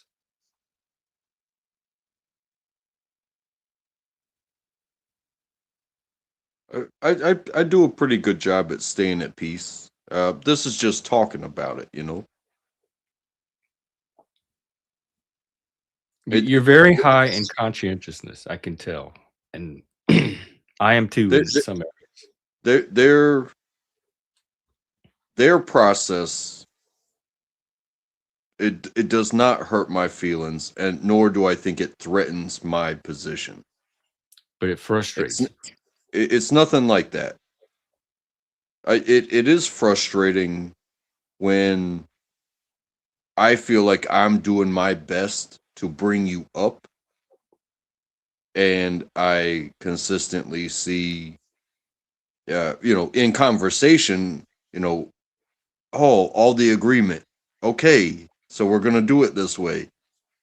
But then during function, it's like, no, you're doing the same dumb shit. It's like, all right, man, if you're gonna do it that way, tell them, like, I thought we agreed to do it this way. Why are you doing it the way we didn't agree to? Can you please do it the way we agreed to? Simple. I mean, I can show you what it's like to, run a certain distance in a certain time. I can show you the mechanics of my legs, and I can show you the clock. I can show you these things, but I can't pick your feet up for you and No, they make need practice on this machine. Are they getting enough practice on this machine where they can get to the level you want them to be? Because if they're not, if they're using this machine and they're staying at the same unskilled level and there's no progress, then a manager needs to come in and look at this situation. Like, you hired some people that for whatever reason are not able to pick up the job. No, But that's not your fault. That's the management hiring the wrong people for the job. they're getting it, but they aren't internalizing themselves the pressure, because They don't I personally internalized the pressure. It was like, oh, yeah, if I don't people right, work that way. if I don't get this right, then I'm not going to have a job anymore. And that forced me. That was me putting pressure on myself. My boss didn't have to say too much. He just said, "Hey, what are we waiting on?" And next thing you know, like, I'm trying to be better. I'm trying to be better every day. I'm trying to be more correct every day, in so many different ways. But I can't reach into that person's heart and be like, "Hey, let's get excited. Let's stop worrying about what everybody thinks about us, and let's just how about we have some internal competition? Like, be better than we were yesterday. Look at the numbers. Be better than yesterday. How about that?" I can't do that. I can't change that their. was kind of the basic expectation anyway, to gradually improve. So are the numbers not improving? That's a management thing. If you have numbers that show, look, you hired these people and the needle has not moved since they started, can we get new people, please? And again, I think something was said in chat about like, if you're gonna keep going through this, um, take it. Maybe I should take it up with the company and be like, hey, if I'm gonna be a babysitter, um, you know, one give hey, before pay, give me some authority. Because I have authority. I was well trained in authority. However, um, you know, if I'm gonna be doing their work for them, and I'm gonna be working 6-7 days a week, um, you know what? How about this? Give me another $1 an hour. That doesn't sound like too much to put up with this bullshit. Would that take away? Would that alleviate all of this? An extra $1 an hour, and you'd be It, able it to would suck. not. It would not take away um the actuation of effort and meeting somebody new every single day. But it, it would probably make it a bit worth more my while.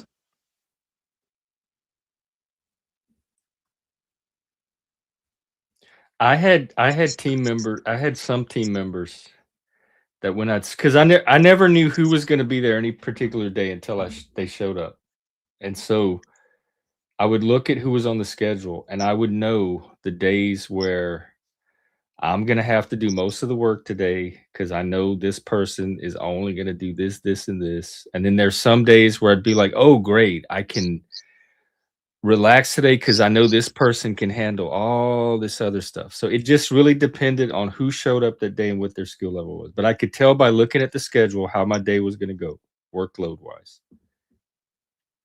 And I had to adapt to their skill levels. I couldn't force this guy to do any more work than I knew he was going to do. I mean, even if I could, I knew he wasn't going to pull it off. He just wasn't built that way. And so I know, like you also have a military background where they can take anybody off the street and whip them into shape and make them into these whatever they want them to be. But that's, to me, that's the normal, ordinary workforce. You're not going to get that mentality. You pretty much have to work. And they even told me when they hired my team, they're like, look, we're hiring whoever we can get. There's not a lot of pickings out there, so you're going to have to be able to work with whatever we bring in. And I'm like, yeah, I can do that.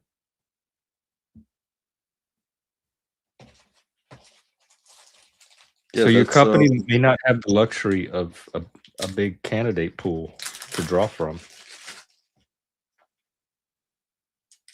and maybe that's why I'm willing to baby them, is because I know, like, policy wise, um again, I can't give them 10 years of experience in this job that I'm doing right now. I also can't give them my life. I can't give them everything I've been through that has said, hey, I want to do. I want to be part of this. I want to be better every single day. I want to live. They probably just want to come to work and make some money and pay their bills. Do Yeah. you feel like a failure because they're not where you want them to be? No. By no means. By no means. And you bring up military is something very important that they taught us. Is I took a life-saving course, and the first rule of saving someone's life is eliminating the threat. Because if you just rush out there to save somebody in the middle of a fight, you just put yourself in the middle of the crosshairs. You'll be dead too. Yeah, I've done that many times. So if you see somebody dying, go ahead, complete the mission, come back for them later, pick up the pieces. Now, that can be used metaphorically in, the civilian world. It's like, hey,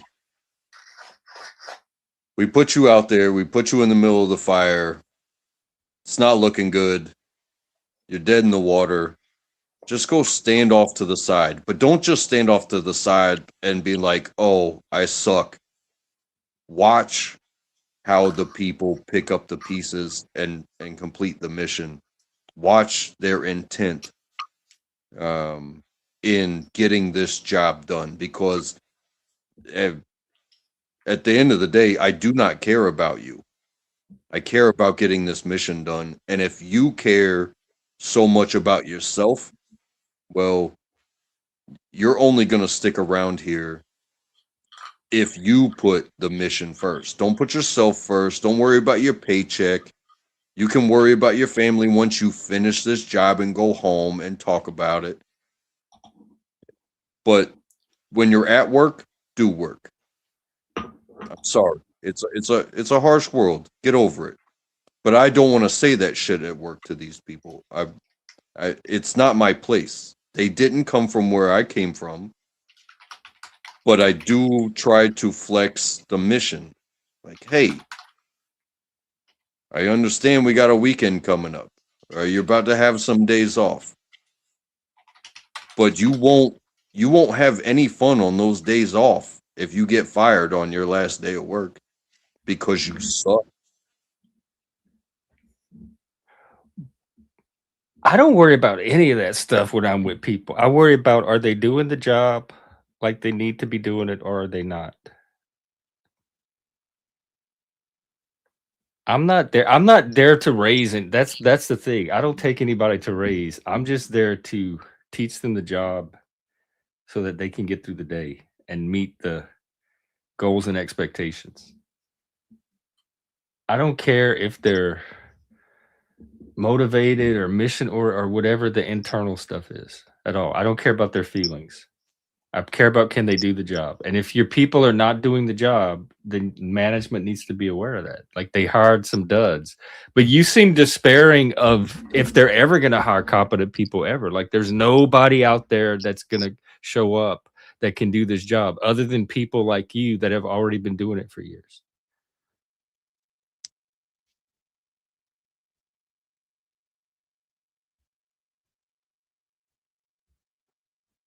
And I don't know how accurate it is or not. I don't know how to tell, but to me, there's plenty. Just from what I know about the workforce, there seems like there'd be plenty of people willing to step up and learn this trade. Yes. It just seems, like I said, the previous people that I've worked with, they were internally motivated. All different spectrum of personalities, for sure. Are you assuming it's a motivation issue and not a skill issue? Skill, not will. That's what my manager would say. Some jobs, just being there is good enough. Oh, my production wasn't that great. Oh, okay. We can't force you to do anymore. Nobody's really depending on you. But in this role, a lot of people are depending on you. It's the first step in logistics. But because even at my job, we had metrics they measured us by. And if you didn't meet your metrics, then they would talk to you or correct you or something. So if these guys are not meeting their metric, is there not already a system in place to correct that?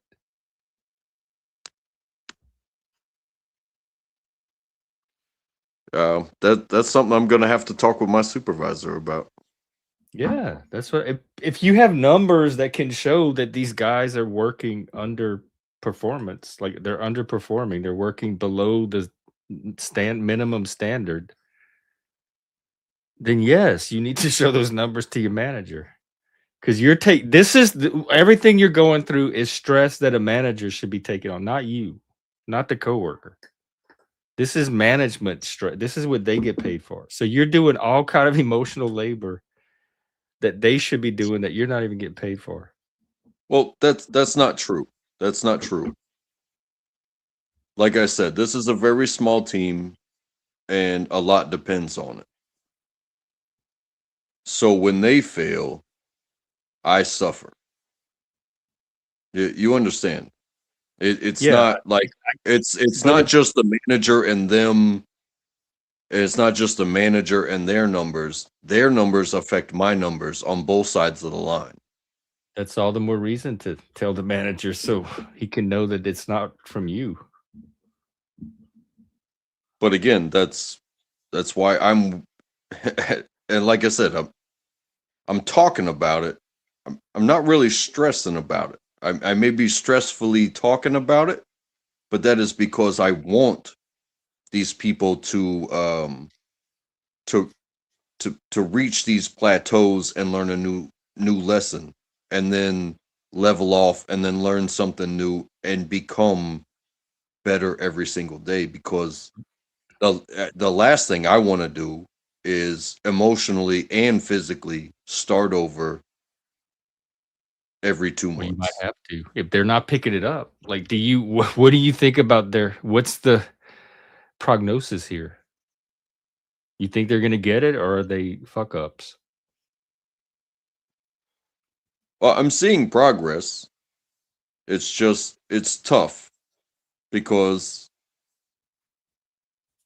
I have built myself onto a plateau where when somebody says, "Hey, it's go time," there's no questions asked. I can go out there and handle business. And I Well, how long did still it take you to build that? probably 2 years. Okay, so it's been 2 months, and you want them to be at the 2-year level? Well, I mean, considering how the seasons of business, the highs and the lows, and the mistakes and the machines breaking and stuff like that, like you're not going to see 2 years of possibilities in 2 months. It's just learning how to use the machine and pushing yourself to the max. They may not push themselves. That's what I'm saying. They may not have the same work ethic that you do, and you're not gonna change that.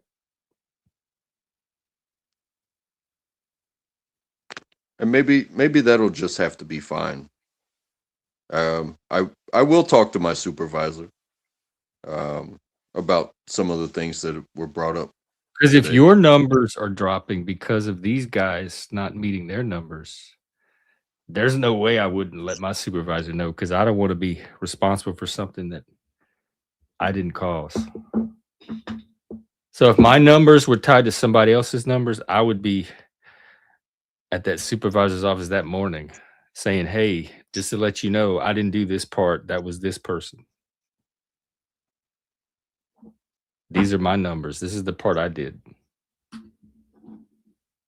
Yeah, I don't know. It's Just out of self-protection.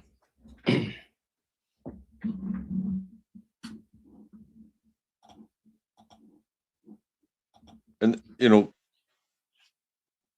But what I said after about mm, go ahead. no, even what I said about self protection. Yeah, it sounds fine and good, but um, ultimately, I am going to have to protect somebody as far as a teammate, so that way they can get through these tough times. Otherwise, like I said, I will be restarting. But Like, you have to figure out if they're even capable of getting through. You're assuming it's gonna kick in at some point, but you have to determine if what the potential for that is, because they may never pick it up ever to your standard. And so after working with them for 2 months, do you have an idea of how likely it is that they're gonna pick it up? yeah, I do think there is a likelihood. I do. I think eventually, um, I think after the year mark. But So does this mean you're like this for the next year? quite possibly, yeah. Oh God. Okay. I was looking for an easy fix. Well, nothing's easy. Well, the But easy I fix here would be detaching from the things that are not your responsibility to worry about and just limit yourself to what you have influence over.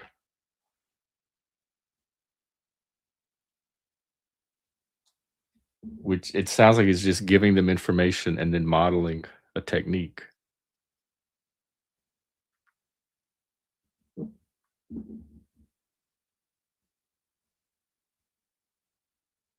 That's what I had to do. We had equipment that we had to use, and I had to show the new people, okay, look, this is how this works. This is what you do with it. And then they would try it and they'd practice and I'd correct them. I'd say, oh no, look, we this part, do it this way.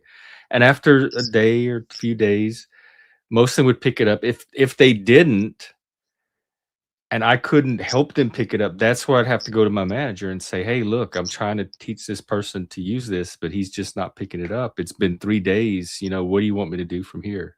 And he would either say like, okay, don't put him doing that, or find somebody else to do that part, or, oh, we'll get somebody else. But that's a decision he would have to make with the information I give him.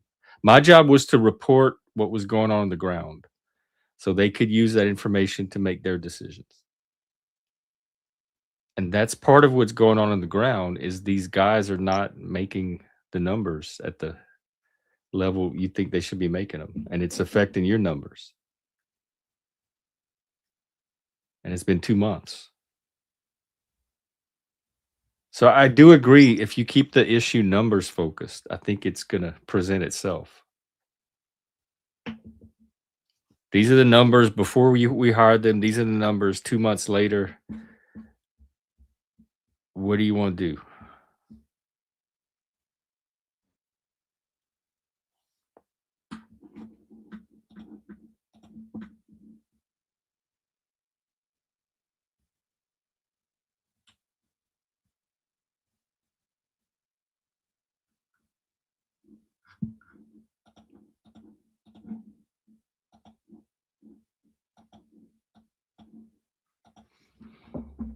Carrot and the stick. Well, I'm still not sure how much it's his responsibility to even train them, other than to show them. I mean, what is this? Is this like the Hadron Collider? How specialized is this machine that people can't come in off the street and pick it up?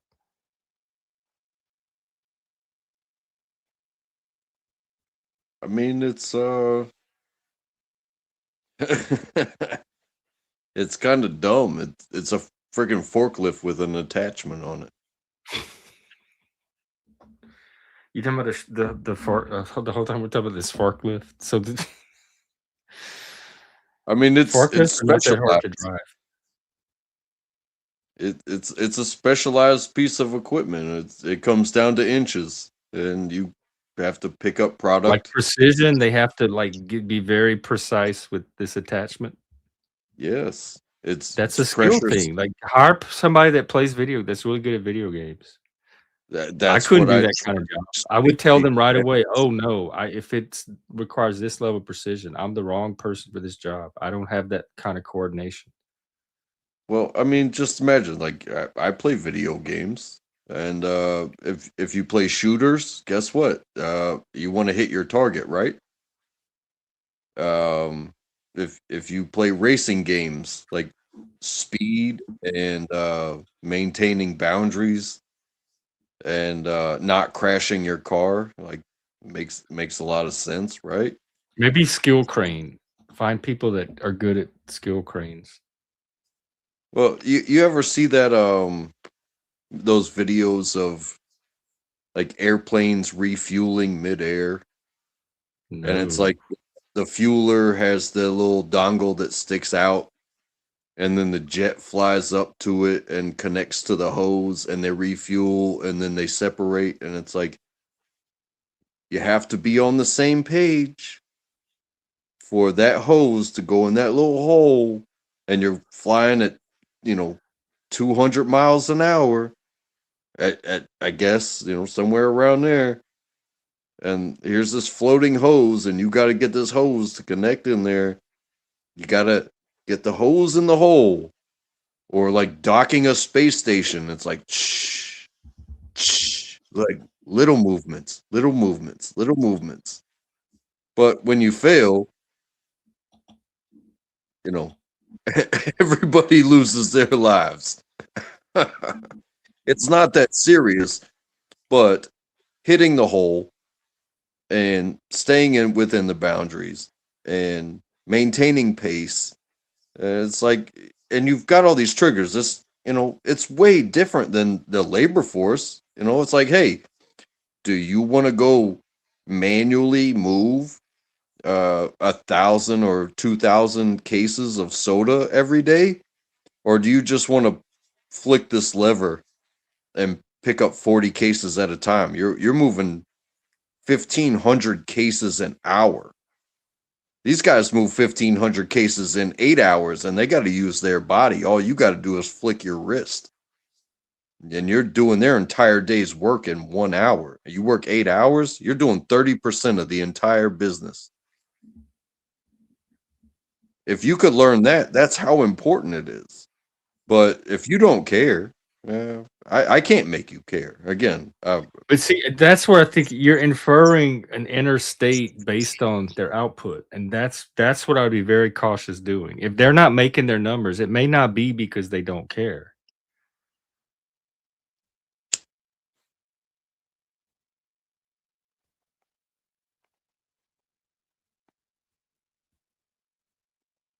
Like, I wouldn't make my number on that machine either, because that's not my strong point. But I still don't understand if it's a machine. Machines are not that complex, or forklifts. What kind of forklift is this? Like, I've driven forklifts. It wouldn't take me 2 months to teach a person how to line something up with a forklift. well, I guess that's where we are, because I see people every day that have driven forklifts for years, and they make what you would consider rookie mistakes. And I'm like, what are you thinking? Like, some people have worked there as long, if not longer, than me, and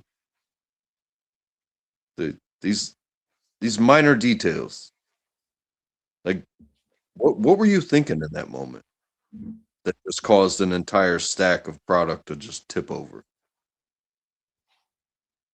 That happens with forklifts, even experienced drivers. It's one thing if there's something wrong on the pallet. It happens. It's inevitable. It was Are going you to a fall on. perfectionist? I try not to be, but ultimately, I think I have to be. Oh, that might be some of this, because no one ever, the perfectionists live in a different world than the rest of us. No one's ever going to be up to their, like, ever meet their expectations. But that's why I've become so comfortable with failure. Is like, yeah, it's going to happen. It happens to me, even if even if you want to consider me a perfectionist, it still happens. It's my fault, or it's something that I have to deal with, a problem that I have to solve. Ultimately, regardless of the cause, it's a mess you have to clean up. But you can't just sit there and cry and have pity on yourself. You got to stop. You got to pick it up so that way you can move on.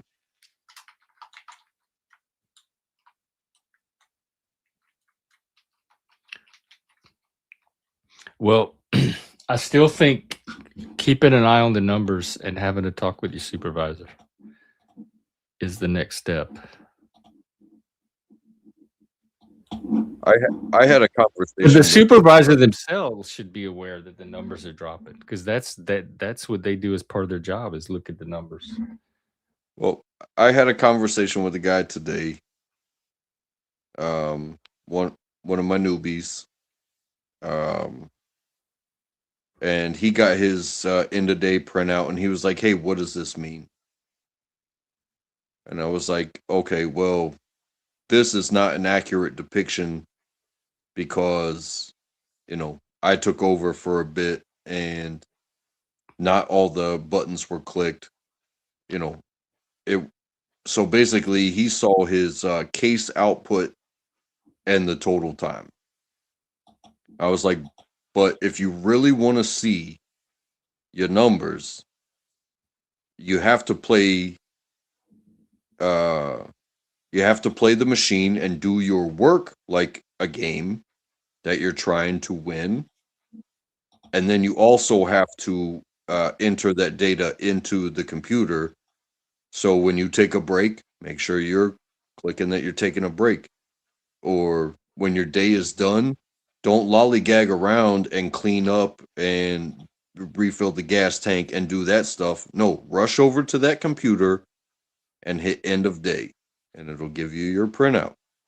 So that'll be an accurate. And if you do that 3 days in a row, you will see the differences in the cases, the time spent.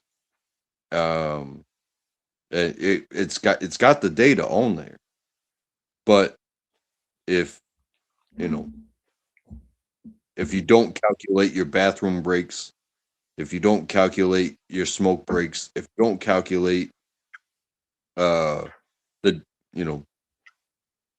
if you find yourself chitter chattering, you'll see two identical days. It was like, oh well, I found myself winding up having a 30-minute conversation with something. Well, guess what? You just destroyed your time. But none of that sounds hard to do at all. Are they struggling with clocking in and out of their timekeeping device? I've been so in tuned with getting him in focus with the machine. I'm not worried what the computer says. But he asked today, he said, "What does this mean?" And I said, "Hey," and that's when I started explaining to him. It's like, "Hey, if you want to see what your actual work is worth when it comes to the efficiency output, which is what they look at,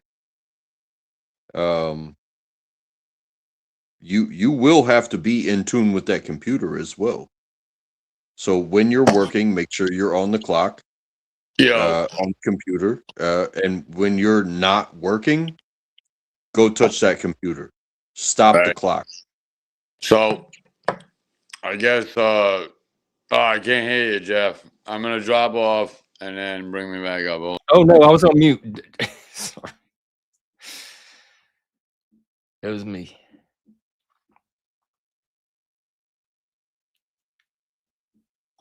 No, but the first step is getting some accurate numbers. So have him do that for 3 days and see what the numbers do. I was on mute. That's why you couldn't hear me. How was Joe? Oh, you're on mute? I went and dropped off like an asshole. But no, I guess I went over and cussed too much. So Josephine had to put his live to private because his monetization got all messed up. Oh, yeah. I yes. Yeah. So y'all you coming got out another one going. Ad revenue. Yeah, man. I really don't want to be there to help him make money, but I didn't do that intentionally. I didn't do it intentionally. I really didn't. I guess there's all sorts of rules, so you can't cuss, say all sorts of words, you know. Wait, I can't believe Joe banned cussing from his channel. Dude, it's crazy. I told him, I was like, you got Mother Goose rules over here. What the hell's going on here? Well, y'all can come here and curse. Well, why can we? Because now I feel like I can't even. I'm in practice trying not to cuss. The advertising rules are a little stricter than the regular YouTube rules, but I've had plenty of streams that we cursed on that still got ad money. Not him. The weed thing was a big one. Dude, he had Ham Banana over there, the child predator himself. I mean, come on, man. I don't know what Joe's thinking with that shit. But they paid money to ban. Did you have a good time? Or did every time I see fucking, do you care if I smoke this or I'll just get off camera when I smoke. But dude, every time he puts me on there with him, I'm gonna argue and fucking bitch at this weirdo. I don't know why he even has him there. Half his chat is weird as fuck, dude. They all roam with the chomos over there. It's crazy. I ain't Okay, never seen well, like it. leave the accusations off because It's not an accusation, dude. It's not an accusation. they are. Well, what would you think of me if you had a kid and I'm No, Doc, I'm not having this. We don't talk about that on Yeah, here. yeah, Other no, channel. nobody wants to. I'll come beat Hey, listen, you work in construction, don't you? Yeah, of course. Well, drywall. Have you? Were you? Did you hear Track's issue at work when? Like, what do you do when you have new people that can't pick up the job? You get rid of them.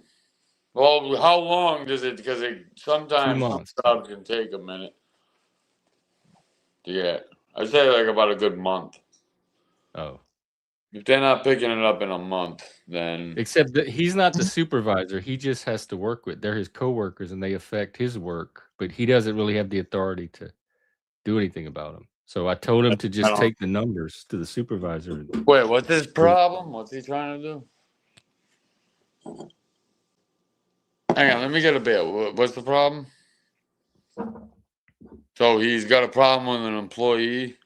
Yeah, Well, where's he two work? new employees. His job requires teamwork, and they're not working up to the standards that the Well, old here's what team. Crack should do. He should go talk to dude and then punch him in the mouth. Boom! No. How's he fucking getting right? And then be like, listen, you're going to live up to what you got to do here because you're making me look bad. And maybe not like go full, but maybe, you know what I'm saying, come across. You would use violence. The violence. Yeah, in the why? You workplace? don't? Do you beat your men up on the job? I have, dude. I punched one of the dudes in the face twice. I thought they had laws against stuff like that. Laws Like against you can't what? punch out your employees. No, I mean, like, listen, you gotta understand, like, how we are. You know, it's a little different than. How your people are. No, not my people. I'm just saying. That industry. I didn't know it was so brutal. Man, I'm not saying something like that. You just gotta understand how things are, you know, especially when, you know, you don't know. You don't know. I start rambling. Don't mind me. Yeah, I can see. Yeah, I'm not So trying to derail your live. Do what? I'm not trying to derail your live, man. No, we were just talking. We've been talking through this work issue and trying to problem solve. What's the problem that you got? That these new coworkers are not performing up to standard, and it's been 2 months, and it's a machine that involves you have to get a feel for it. It involves intuition and muscle memory, so it just takes a lot of practice. It's nothing you can consciously do to improve it. They just have to develop the skill. He works in a factory or some shit. Something like that, and they're not developing it quickly enough. See, I'm not so the it's person impacting his work. Yeah, see, I'm not the person to talk to about that because like You take care of it in other ways. No, well, no, not like that. But one of the things is I can't work in a factory setting. I can't go to a place and day after day I gotta pull up to the same place. I can't do something like that. It's not for me. Do you have the same team all the time, or you work with different people?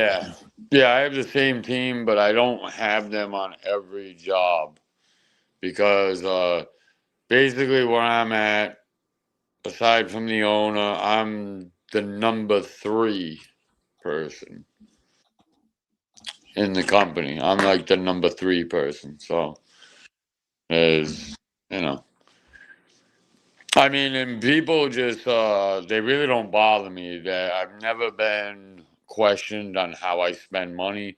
I've never been questioned on any bill I've ever handed in, you know, so, like, this for me, of course, like I said, it's been the worst year, but I don't want to keep bitching over that. I got some hurdles to overcome come 2026. Trust me, man. Trust me. I am not beyond reproach. I'm really not.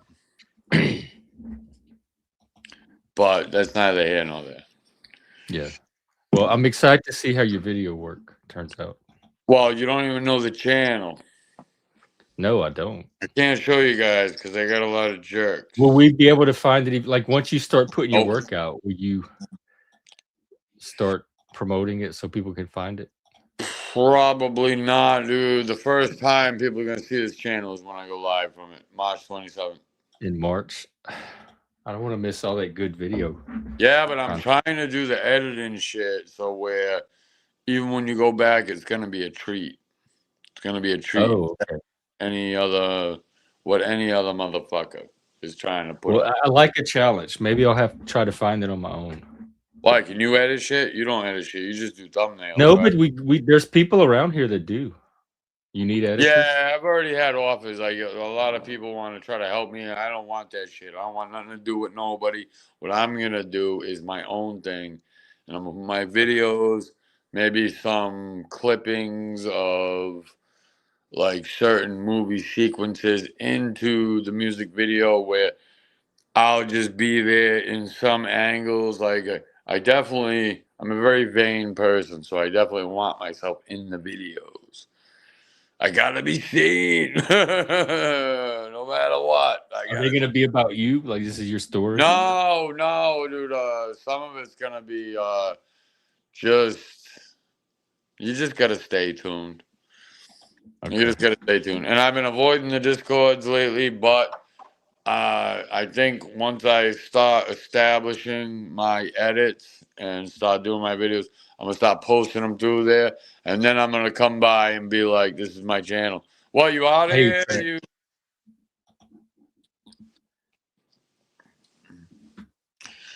Untrackable, man. You're a good dude, man. I can always tell good people. You know. Yeah, well, good. Well, somebody will discover it eventually, and they'll leak it. So I'll just wait for that. No. I'm gonna put it out, but not yet. I haven't done nothing on it yet. I hit the button so I can do shorts because it came up to it. I'm gonna start off just putting music to shorts, and then whichever video editing thing.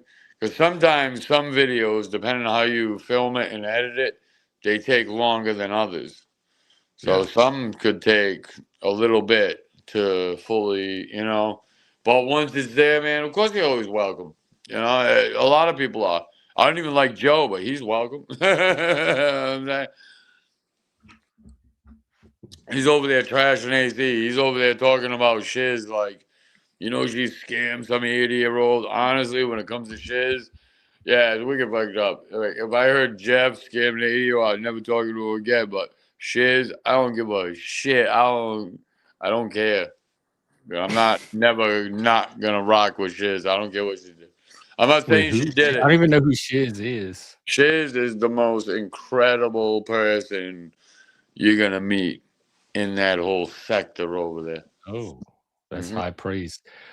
Phil, I don't know. Why did you want to come up?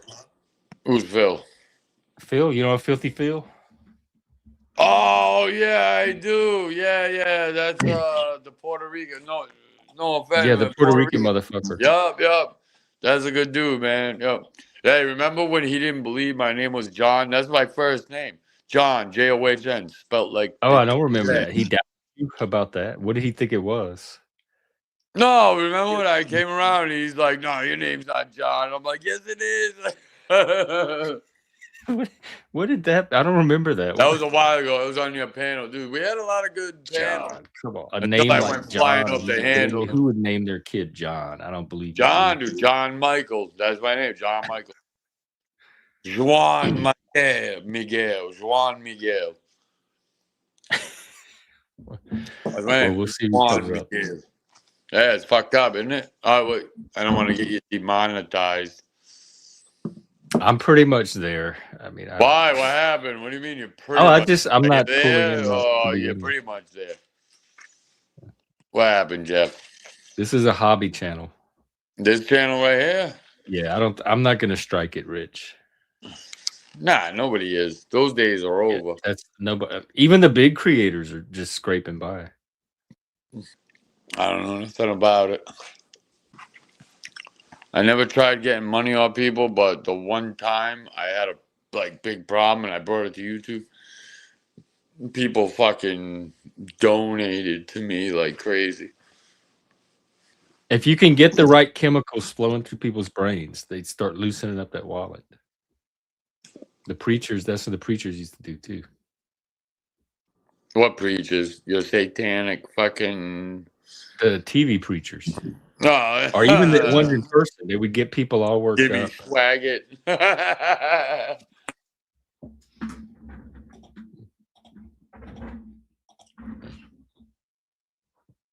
Yeah, you know I'm just giving you shit. I'm just giving you shit.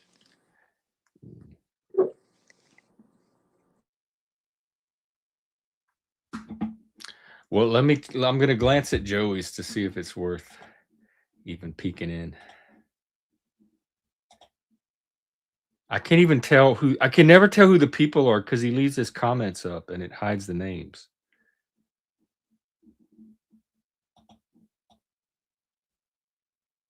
Yeah, let me go over and see. I'll be back in a minute. Okay. If I'm still here, I might be wrapping up.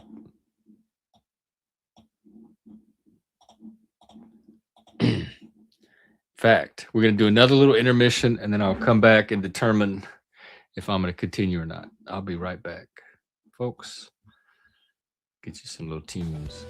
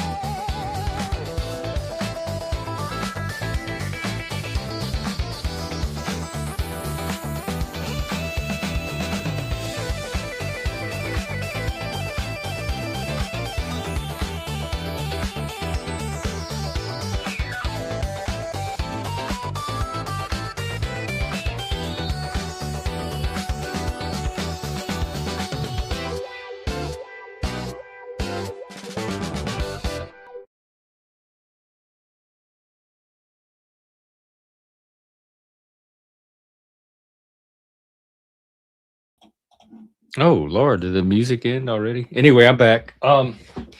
Yeah, I guess I'll wrap up. We're almost at 3 hours. That's a nice Friday night. Let's see who I can redirect you to. Oh, Fools is live.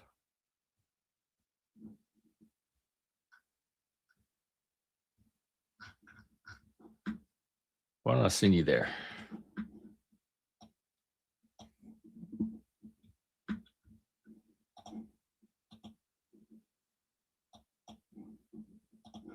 There you go. Okay, folks, that's it for me tonight. I'll see you sometime this weekend, I'm sure. Oh, you got a song?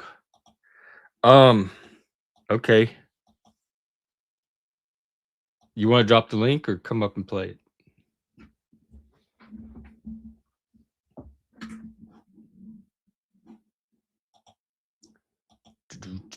I got a song too. I got a lot of songs. Plenty of songs.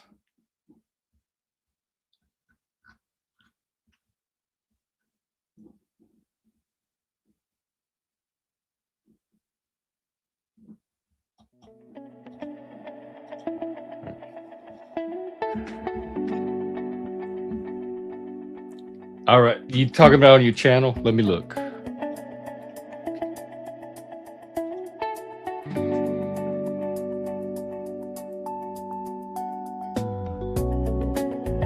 Chase? Is it the Chase Satan? No, Chase Staying Out of Earth. That one looks good. All right, let's see. Oh, Christmas tree.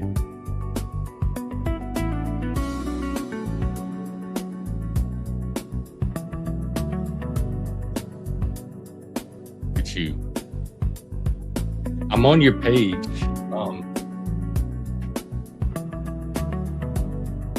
Is it the one with the phoenix?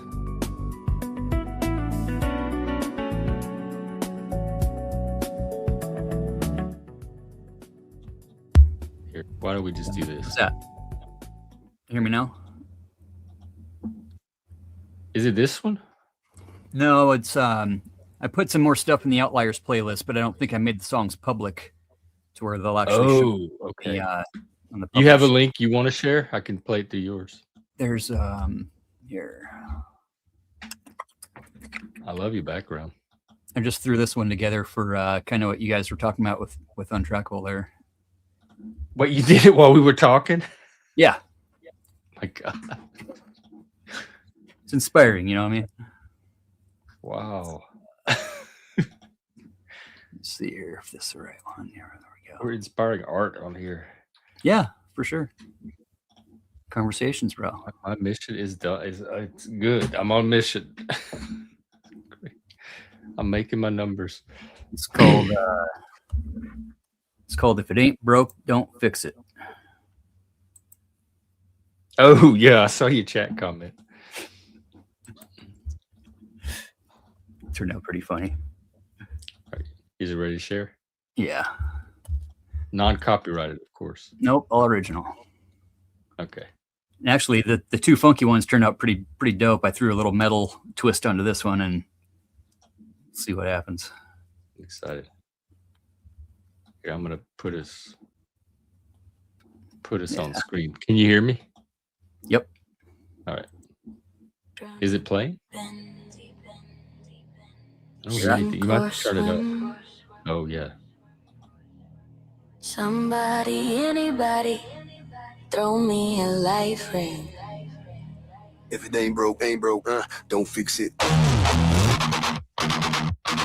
If it ain't broke, don't fix it. Stop trying to change the game.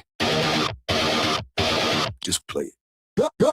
Concrete jungle, no fumble. Stay humble. Beneath the rubble, hear the struggle, feel the rumble. Walk the tightrope, never lose hope. Flip the script, don't trip, let it slip and tiptoe. If it ain't broke, it ain't broke, ain't broke, it ain't broke. If it ain't broke, ain't broke, ain't broke, ain't broke, ain't broke. Don't fix it. I'm down on my knees. Don't beg me. Don't say no. Chain to the rhythm, life is a prism. Crack the code, light the load. Don't waste, that's the wisdom. That's the wisdom, that's the wisdom, it's the wisdom. It's waste and wisdom, that's the wisdom. That's the wisdom, that's the wisdom. It's like the wisdom, that's the wisdom. That's the wisdom, that's the wisdom. If it ain't broke, ain't broke, ain't broke, ain't broke, don't fix it. If it ain't broke, ain't broke, ain't broke, ain't broke, don't fix it. If it ain't broke, don't fix it. Stop trying, stop trying, to change the diet. Manufactured disaster, moving faster, cast the plaster, mold the master, avoid me, avoid the master. Ain't broke, ain't broke, ain't broke, ain't broke. Don't fix it. If it ain't broke, if it ain't broke, if it ain't broke, if it ain't broke, don't fix it. I'm down on my knees. Don't beg me. Say no. Don't please say no. Don't fix me. Twist the fate, lift away, find the gate. If it ain't broke, Create, relate, situate your own state. don't fix it. Somebody, anybody. Throw me a life ring. Life's a gamble, take a chance in advance. Demand a second glance. Don't fix it. Don't fix it. We don't need to change it. We just need to play it. Don't pretend to know. Don't fix it.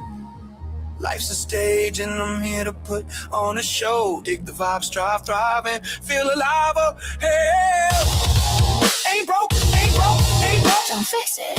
Ain't broke, ain't broke, ain't broke, ain't broke. Don't fix it. Fake it to make it. Snap back from the setback. It's payback. Real track, feel that. It's a return to the hijack. We don't need to change it. I just need to play it. Don't pretend to know. We ride the sky, some minds beneath the sky. Don't fix it. They gon' be lit to make it. Switch your lanes, break chains, rewrite the phrase. Don't fix it. Don't fix it. Unlock the box. Tick tock, time stop. Stop trying to change the game. Fake it to make it. Revitalize, revive, let it thrive. Yo, yo, yo. Ain't broke, ain't broke, ain't broke, ain't broke. Don't fix it. If it ain't broke, if it ain't broke, if it ain't broke, if it ain't broke. Don't fix it. It's coming in Fix there. it. Oh, that, Don't fix it. Don't fix it. If it ain't broke, it ain't broke, ain't broke.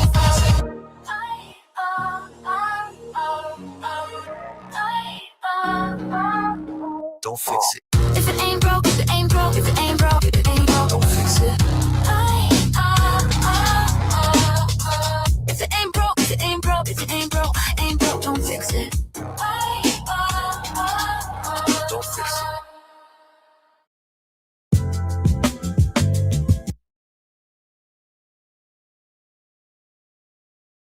Might have to turn that one into a live cover. I don't know. that was good. Is that the one you said that was the new song you had? Yeah.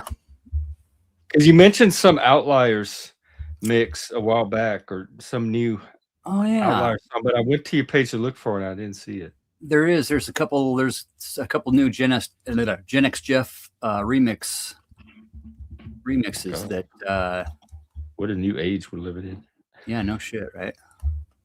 Fucking funny and shit. Let's see what's in. Let me go to playlists. I still want to like work on a track with you. I want to do a trailer for my channel that I could run an ad on YouTube to promote.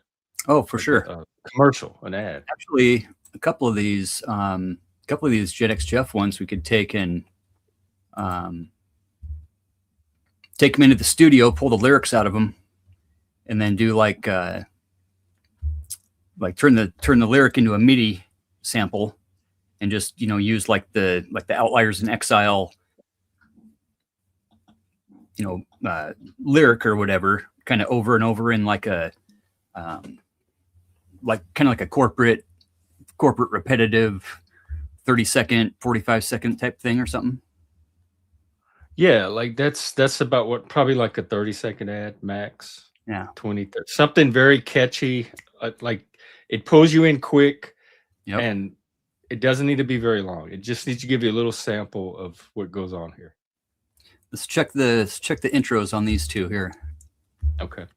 Got because these are super long, but yeah, let's see what the first like 30 seconds of them sound like or something.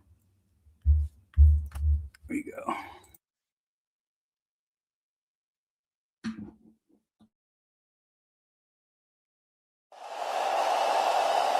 Gen X Jeff. Gen X Jeff.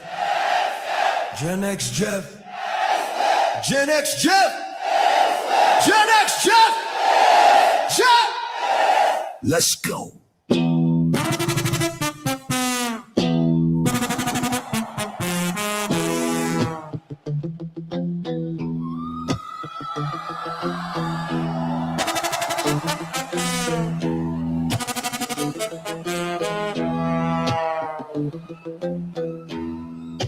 Catch him in the ether.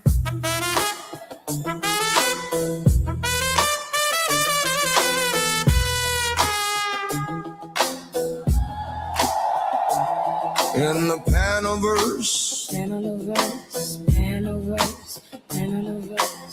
solving riddles, making connections. I don't know if I wanted to taking us include all on a panels. I'm trying to distinguish myself. Wow. I was gonna say. On the outer line, he's the OG outlier. Oh yeah, club. I think it should be Club Exile instead of just about me. I want it to be about the space Right. and the type of people that, I don't know, are looking Gotcha. for something like this. Yeah. I can see that. So you know what I can do? I can get Charlie to write, like I can tell Charlie what we're up to. So like What the parameters tell are. me your idea, sketch it out for me. I'll feed it to Charlie and he'll come up with the next step. Are you paying for GPT every month? Yeah. Switch to switch over to Anthropic. Switch over to Claude. Because Yeah. GPT has all my information. I'd have to start over with a new person. Do it. Actually, you know what? Fuck. I'll here after the new year, I'll figure something out to where you can. Oh, is it Claude? Something. Yeah, Claude is Anthropic is basically it's the guys that broke off of GPT back in the day, like like a year ago or something, and they're really more concerned about like privacy and just different ways of kind of not like government regulation, but like self-regulation of the platforms. You can still like get it to cuss and do like killer music lyrics and shit, but just everything about GPT is really fucking lame, dude. Really. And because of the filters. Well, that and every single thing, even when you're paying for the platform, unless you're into the enterprise or like a business platform, everything you're doing is getting put back into their system to train their model. And one way or another, basically. Yeah, I like that. I'd rather get trained on me than other people. I want to get trained on my information. Claude will do that too, right? But you just gotta set the parameters. But it'll set it specifically to you, but they don't have access to any of that to train their models. So it'll train your personal model. No, I want it to train. I want me to train the larger models, which you can opt into. I want my DNA out in the larger model instead of somebody else's. Which you can opt in, but it's not an automatic opt-in, right? So it's. But GPT does it automatically. Yeah, and when you're doing stuff with Charlie, like you said, it'll bring up stuff from like other conversations that you've never had, which is cool because it's pulling information, but maybe not specifically for what you need sometimes, but like just in general, like there's some pretty fucked up shit about GPT actually. That's not cool. And Claude is and Anthropic as a brand is fucking. I mean, I would invest in their shit actually. Oh well, I'll have to check it out. I have it pulled up. Yeah, they're definitely a good platform, and they've got different like ways of share file sharing, and you could basically have it link into your GPT personal account and pull all your information that you've ever put into GPT. Really? In one move. It'll pull everything you've ever done and give you a breakdown of all your conversations, of all your trials and tribulations and whatever you want it to do. Like it's got the 1 million point search platform, or the 1 million 1 million parameter search point, where it can literally take like 1,000 pages of shit and break it down into like one page of consolidated info, where Gemini and Copilot and even GPT is going to get lost on like the 50th page. Wow. It's 17 a month. That's not bad. Yeah. And for 20 a month, it's a decent platform for sure. Cheaper than GPT. Is it? Yeah. What's GPT's at 20 or something? I think it was $19.95 or something like that. And you're not using it like a business would, where you got somebody using it 8 hours a day. You're not. No, I just talk to it a lot. It helps me with my thinking and planning. It's my producer and my. I use Claude for strategy. There's great for strategy, great for financial advice and stuff like that, where it'll do deep market research into stuff, and it's just a better platform altogether, all the way around. But yeah, even still, wait on that and let me check for a day or two. There's all kinds of. I might check it out, especially if I can port my existing GPT into it, because that's what's keeping me from switching. Is I've built up a relationship. Yep. And then if you have like the Canva platform, or like Adobe, or any of these other platforms, it'll go in kind of like GPT does and let you link those into it to where you can use Canva within your chat. Oh, I didn't even know it could. I didn't even know GPT could do that. Yeah, it's pretty sweet. and having like Wow. Adobe and shit like So that. And everything's going to be integrated at some point where you'll just be able to do every like. so it's basically create your own this. personal assistant chatbot, right? You can take that chat almost anywhere or bring other things into that chat conversation, and then it's got a way better personalization factors of how it'll talk to you if you want it to be firm and to the point, or if you want it to be jovial. I want it to be brutally honest. Right. It'll do it. It will do it. It will like straight tell you like, no, that's a dumb idea. I have a hard time getting Charlie to be that. He's and GPT has already got hero worship like built into it. So no matter how you train it, it's still going to see you as the hero, right? It'll always give you a bias and a review, or a bias take a little bit at least, Yeah, Claude's fucking badass, definitely. And even DeepSeek and stuff is nice, but they're still kind of at the same point where they're taking all your info and using it for whatever means they want to. There's no real opt out. Which do that with my channel too. Sure, but also Perplexity is another one I keep hearing about. Sure, Perplexity is great if you get the comment server with it. So like Google Chrome is your browser, right? Your server. If you get the comment server or the comment browser with Perplexity, dude, that thing is fucking amazing on the amount of. I didn't even know. Wait, what's Comet browser? Yeah. I didn't even know there was a new browser. So Perplexity developed their own browser off of Google Chrome, off of the Chromium platform. So it operates just like Chrome, but the assistant, like up in the top, when you hit the little Gemini symbol, instead of hitting that, you hit the whatever it is, the Perplexity assistant symbol. It will take all the tabs that you have, or like just take 2 tabs out of all that you got, and work in between the 2 and tell itself how to work. So you can literally give it a task and it'll work between the 2, and you come back an hour later and you got like a whole day's worth of work done. Okay, I'm downloading it right now. Let's see. Yeah, Comet's the shit. And same thing, they don't use it to basically they use it to train their models, but they don't have access to it. Right? So unless you have like a customer service review, or you specifically ask them for help, nobody's getting into your shit and looking at it. It might train their system and it might help like build the algorithms and shit, but it's not accessible by their personnel, right? That like humans. I didn't even think that humans were reading my GPT. That never even crossed my mind that a human would want to do that. Mainly just for a boring job to sit through and read everybody's GPT. It's more for like if they flag something, if they flag, kind of like YouTube would, like a trigger word or a hot word or something, or a subject or something like that, especially when you're dealing with like counseling and self-development and stuff that may or may not be considered like possible medical information and stuff like that. They're definitely,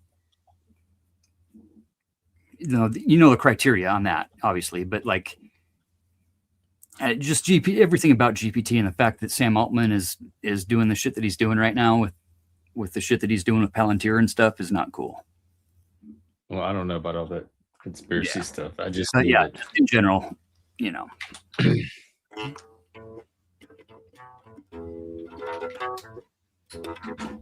I just want a good AI that works.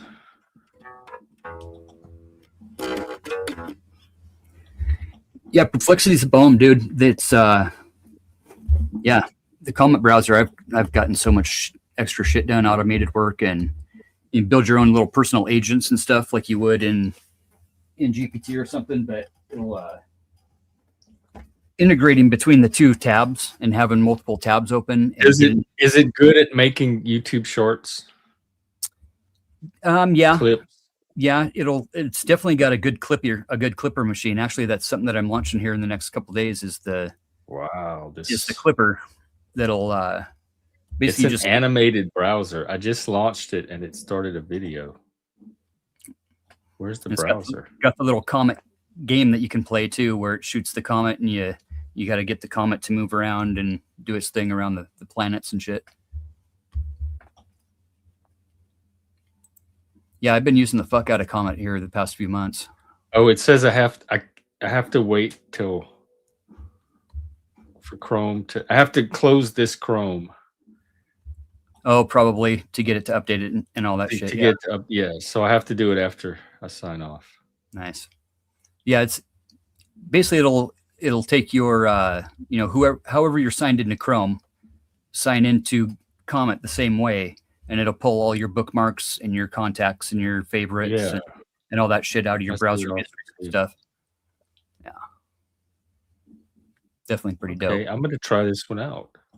It does have a really good system too for putting in images, like image to video, and you can feed it a song lyric and tell it that you want a 10-second breakdown of whatever the topic is at that 10 seconds in the song, and have it build a picture for each one of those, and then go back through and build each one into a picture to video.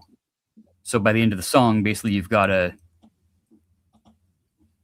themed video that matches the theme of the song, right? Do you run StreamYard through it? I have. For the most part, I use StreamYard with Chrome straight up. But I have definitely ran it through the Comet browser, where it works great. And even the GenSpark is GenSpark's probably the fucking best one that I can think of. But then again, I'm paying like $200 a month for that one. So, Oh, is this Comet one free? yeah, yep. They just released the free Comet browser. Yeah. All right, yeah, I'm gonna play around with this. When you buy into the Perplexity, I think that's like 16 or 19 a month or something. That gives you the extra, financial stuff, and then you got the spaces and all the folder sharing. A lot of stuff with Comet too. You can run Claude as its own app. So anything that's running in an app and not running through like a browser tab is on your machine, right? They're not coming into the apps at all and accessing any of that information to build their shit. To where Perplexity, you can run it on an app and it'll still talk to the Comet browser. So there's just different ways to just for security, more for like business shit. Like I'm operating fucking 6 businesses off of this shit. I don't want everybody in EIN numbers and all of my tax ID numbers and shit like that. Yeah. Where if I want it separated, then I just run it on a separate app and not on the actual browser tab type of shit. So like the daily fetch thing, I've got it set to where it'll give me a market breakdown every day of anything new that's popped onto the market in the AI field. Any of the new tools, or like if Gemini did an upgrade, or if Copilot hooked into GitHub or whatever it may be, it'll search kind of the whole, whatever AI sphere of integration and tell me every day what's new and how things are changed and different ways of running and looking at things. And wow, which has been super, super helpful. Cause like, what did you learn today? Like, give us the latest edge. Oh, let's see what it did here. I'm gonna open this thing up.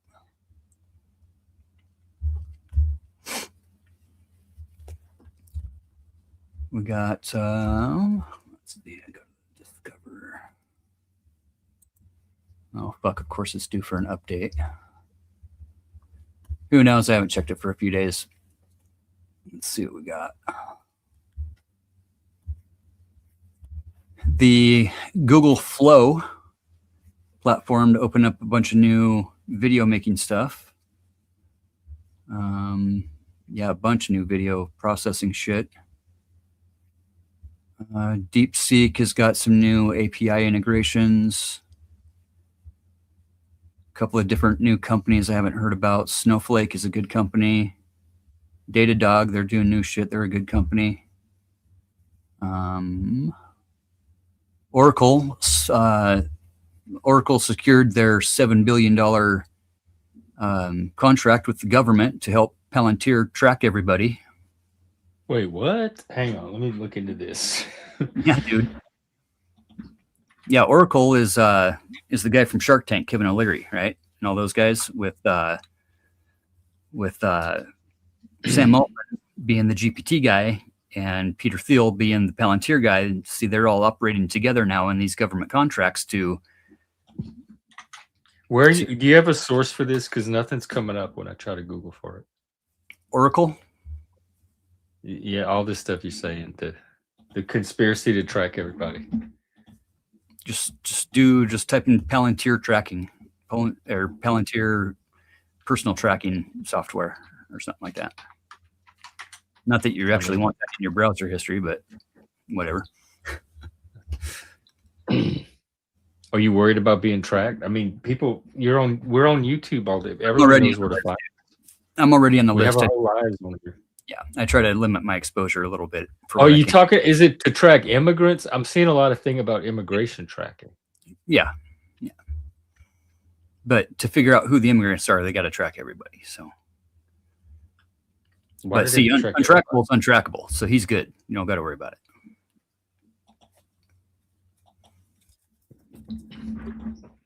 And you don't watch a lot of the videos and stuff, the short videos of the ICE agents pulling people out of their cars and whatnot. And no, all that propaganda and conspiracy stuff. No, that's no. I don't watch any of that. Yeah, but basically what they're doing is retinal scanning. ICE all has the apps from Palantir where they can take a picture of you, and if they're up close enough, they can actually go in and scan your retina and figure out who you are by retinal scanning. It's pretty fucking scary. Retinal scan. Let's see. To buy. It says that is from August. They are to buy technology that could identify migrants in. So the news I'm getting is they're planning to purchase that, but they don't currently use it. 4 months ago.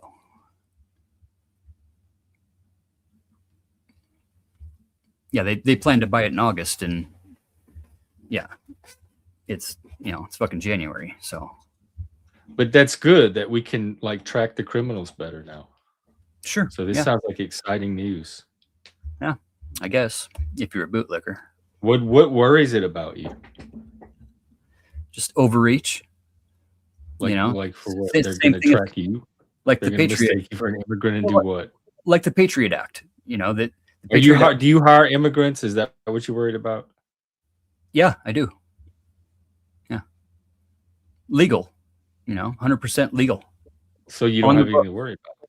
On the books. But see, the thing is the way ICE is treating legal immigrants, legal workers, right? Green card workers, it doesn't matter. If you're not a citizen, you're out of here. That's as far as it goes.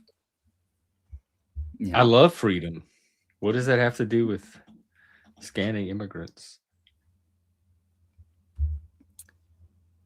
That they're using it on they're using it on everybody.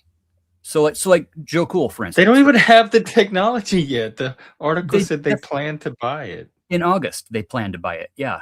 It has been developed. Like, have it update itself. Okay, well, show me a link where they're going around scanning immigrants' eyeballs with this new technology that they got 4 months later.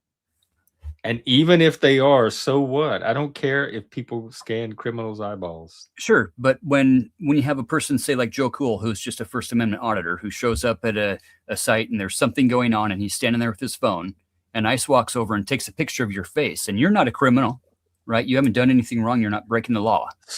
I'm still at so what? So that's where people I'm take pictures of people's faces all day long with their phones. We stream. Sure. Like we live in a world where your image is going to get captured if you leave your house. Yeah, definitely. Doesn't mean they have the right to. Okay, so ICE snaps a picture of those eyeballs, and then what happens? Just by taking a picture of your face, right? Now they've got your facial recognition that they can use their facial. Everybody knows what Joe Cool looks like. They didn't even have to go through that trouble. Whether it's Joe or not, I'm just using him as an example, right? As an auditor, as somebody who's just filming the people, like I know what your face looks like just from looking at you. I don't need to even scan you. So why is it bad that they know what somebody looks like? Because that doesn't give the government the right to use my facial recognition software to put me into their facial recognition software, to where now anywhere I go, they can use that to try to track me and my movements. So like the Patriot Act. What are you worried about? We have that now. They can put out little flyers of, look, fatty, if you've seen this guy, call this number. Sure. It's just a more sophisticated way of doing that. like China, for instance, right? Doesn't matter where you go, you're on camera when you're out in public, right? They can use that facial recognition software to track you and all of your movements, right? Which But so America, what? we're not supposed to be doing that, right? That's not part of the deal. That's not part of the social contract that we sign on to. None of the Constitution didn't talk about AI at all. Any of this surveillance, any of No this. shit, but it does talk about like personal privacy and there's Right. I'm sure we'll sort all that out. This is very new. and like But what are you worried about? So what if they have your picture? So what if they can track you? What are you worried about? I don't care if the government can track me or has my picture. They have no reason to do any of that. I'm not worried that the government is going to invest a lot of time and resource and energy in tracking me. Right. And for I no understand reason. that. I really do. I understand that, I'm not doing anything wrong, so why should it matter? Right. I didn't even say that. Just what are you worried about? That I'm not doing anything wrong and they don't have the right to fucking do that. And whether or not it's okay and I'm not doing anything wrong and it's just kind of whatever, that just by saying whatever, right, just basically gives them the right to do whatever the fuck they want to do. So basically it's like kissing the boot before being told to. I don't, you lost me. I know. I wasn't trying to get all, whatever. It's because it's an abstract boogeyman. I don't even know what you're talking about. Licking a boot of what surveillance stuff. I don't. Right. I know. But it's just, it's just the way of the fucking world. Yeah, look at the UK.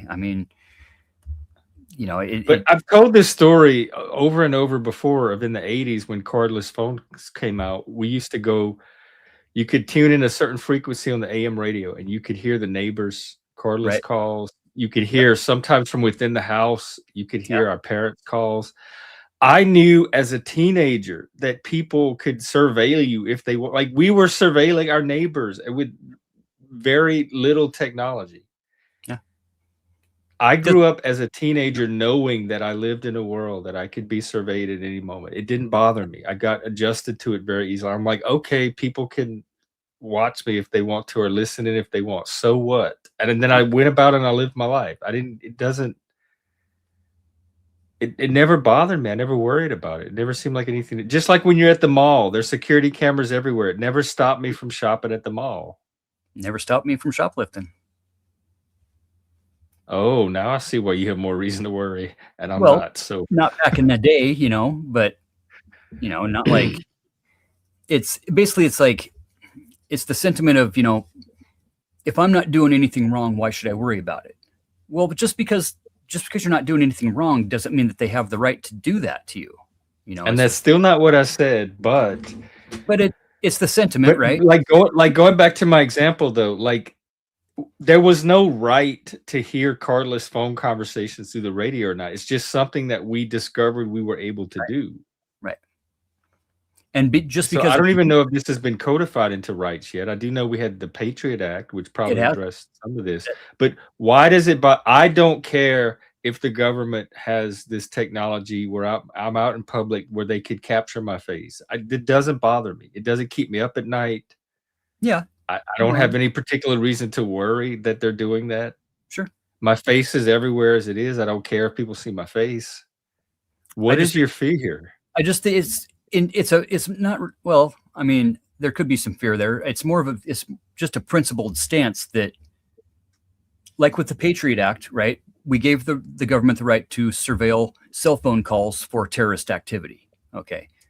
Doesn't mean they have the right to surveil everyone like they were doing. No, but we were doing it in the 80s without government's permission. That's what I'm saying. Regardless of what the Patriot Act says, I know that if people want to hear your phone calls, they can. Yeah, it's overreach and overstep, and I don't know a single person. And I was around when the Patriot Act was. I do not know a single person ever who's said, I got my phone call listened to by the government today. Ever. I do. This seems like a zero issue unless you're involved in something. So, like, for instance, when I got busted growing weed, They raided my house on a meth lab warrant because I was hanging out at the bar with all the fucking tweakers that were hanging out at the bar. And it's guilt by association thing, right? They had pulled my phone records, right? If they would have admitted the phone records, they admitted they pulled my phone records, that they wouldn't give us the transcripts, which tells me they knew that I wasn't fucking cooking dope.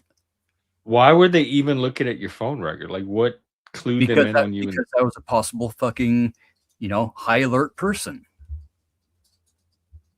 So just from hanging out with tweakers, or you were doing other stuff? Just because we were playing fucking open music down at the bars. We were playing open mic night. And, half the people. There's more to it than that. I mean, you had a grow operation. I did. And funny thing is like 2 people knew about it and they don't even live in this town.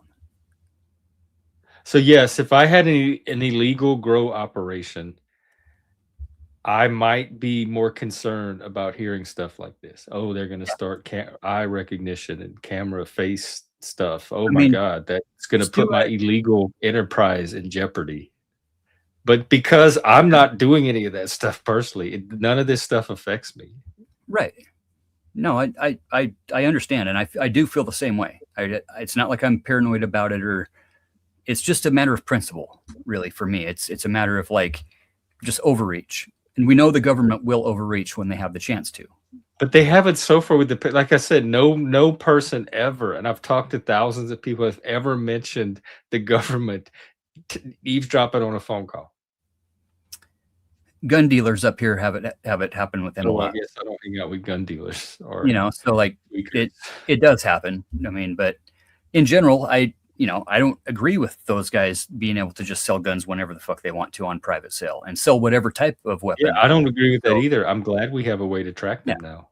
I mean, can you imagine like if like back in the day, like if Randy Weaver or like Waco, the Davidians had their phones tracked and stuff like that, how much like different things would have been that possibly, I don't know. Yeah, in Oklahoma. Yeah, Oklahoma City bombing. I mean, there's stuff that could have been prevented, but there's no reason to just track everyday citizens unless there's alert. But then where do you regulate the alert line, right? How do you draw that alert line? They're probably not tracking everyday citizens other than in a very mundane way. Like they track traffic flow. I mean, there's some conspiracies that say that every single conversation we have online or on a cell phone is being stored in a database. So what? It probably is. So what?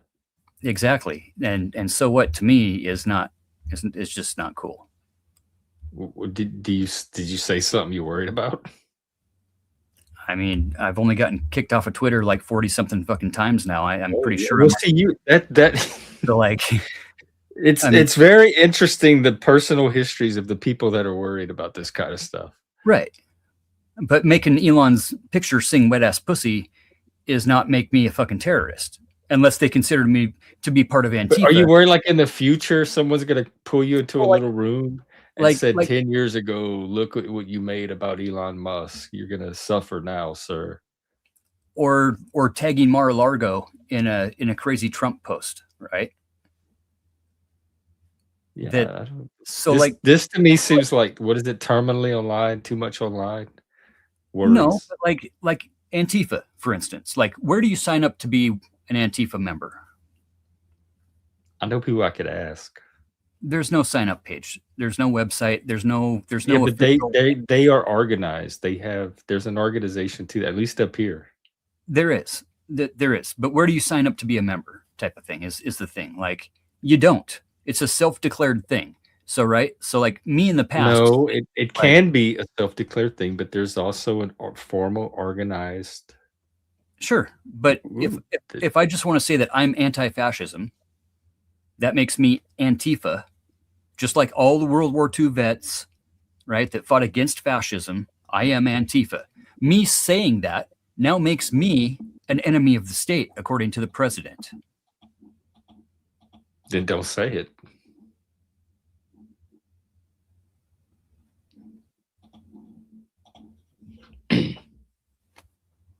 Really? I mean, or say it. See what happens. I mean, I think you should be allowed to say it. Yeah, and so do I. and not be labeled as an enemy of the state for saying that I'm anti-fascist. But this really does seem like so first world and so to be terminally specific, online. though, This is not what normal people worry I about. am anti-Christian fascism.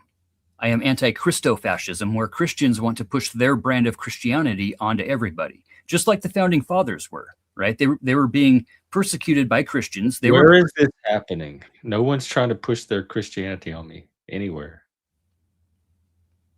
Sure. I know nobody's pushing it on you, but they are pushing it on other people and trying to indoctrinate people into their brand, like TPUSA, like the whole movement after Charlie got whatever happened to him, right? That, you know, TPUSA is now trying to put a chapter on every high school and every college in America, which is cool. You know, fine, whatever, do your Christian thing, right? But don't take your Christianity and say that you're going to make now America into a designated Christian country, and we have to abide by all these Christian principles and put the 10 Commandments in the schools and start teaching history out of the Bible.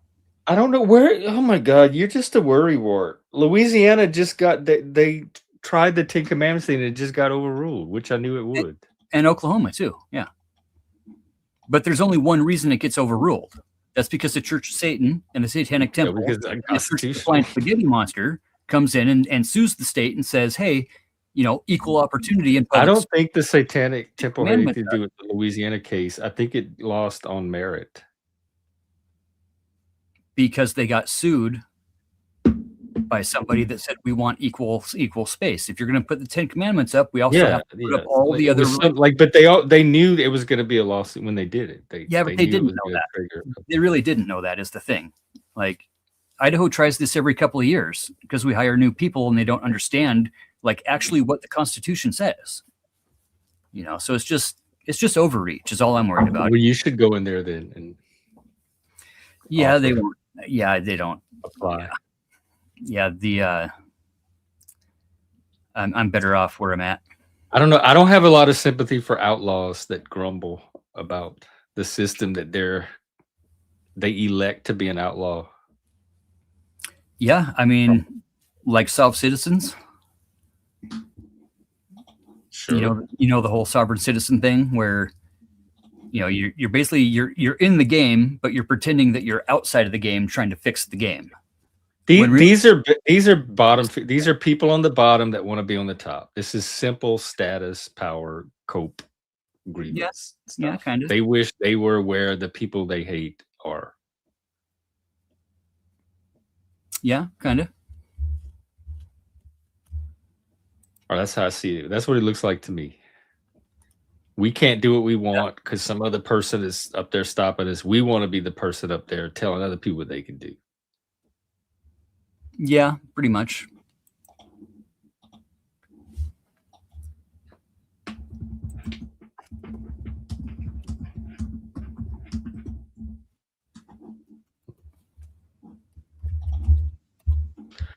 Well, you want to hear the new Christmas tune? If it's not copyrighted. No, it's all original.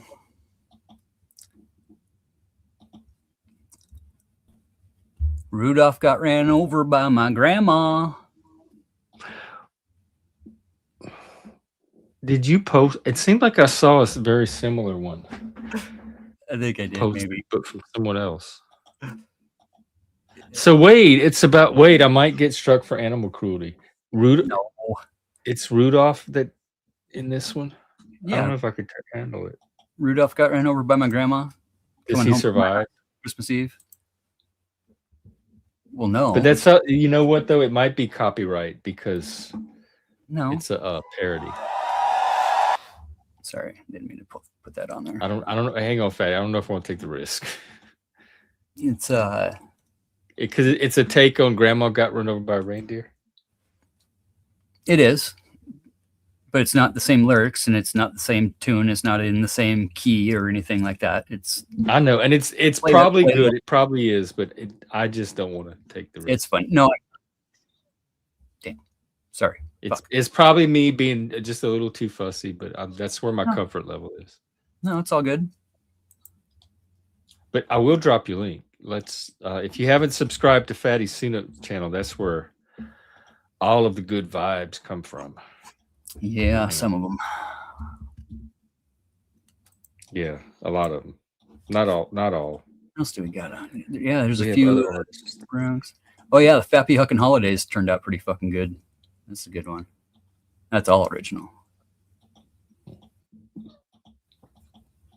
Actually, this one's fucking banger right here. Oh yeah, shit. I remade the cuckable mug. I didn't even know there was a song about it. No. So No, I don't really keep up with. one of your favorite guys, the Dusty, the powdered flow. I think it was Brick. Was it Brick or somebody that made a song about the cuckable mug, and they took the Crucible logo and changed it into cuckable.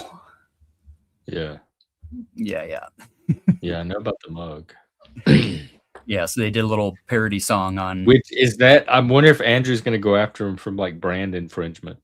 Well, yeah, maybe if he had his shit copyrighted or registered trademarked, but no, he's. I'm surprised it's not the Crucible. That's his brand.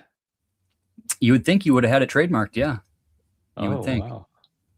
but yeah, it doesn't seem like it. Ice Cold Lovin' turned out pretty good too. These are fucking some good bangers right here. Oh yeah, shit! I did the EBT. I did a song for EBT too. I forgot about these. Oh, the No Drugs remix turned out fucking bomb too. I got to get some of this shit onto the. Oh, this one. These grinding ones I did. These are fucking great for kind of self-motivational morning motive. Oh, maybe one of the. Are they all original? Yeah, this one turned out pretty dope. Here, maybe one of those.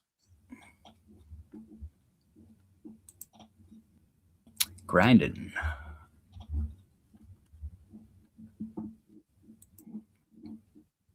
Is it playing?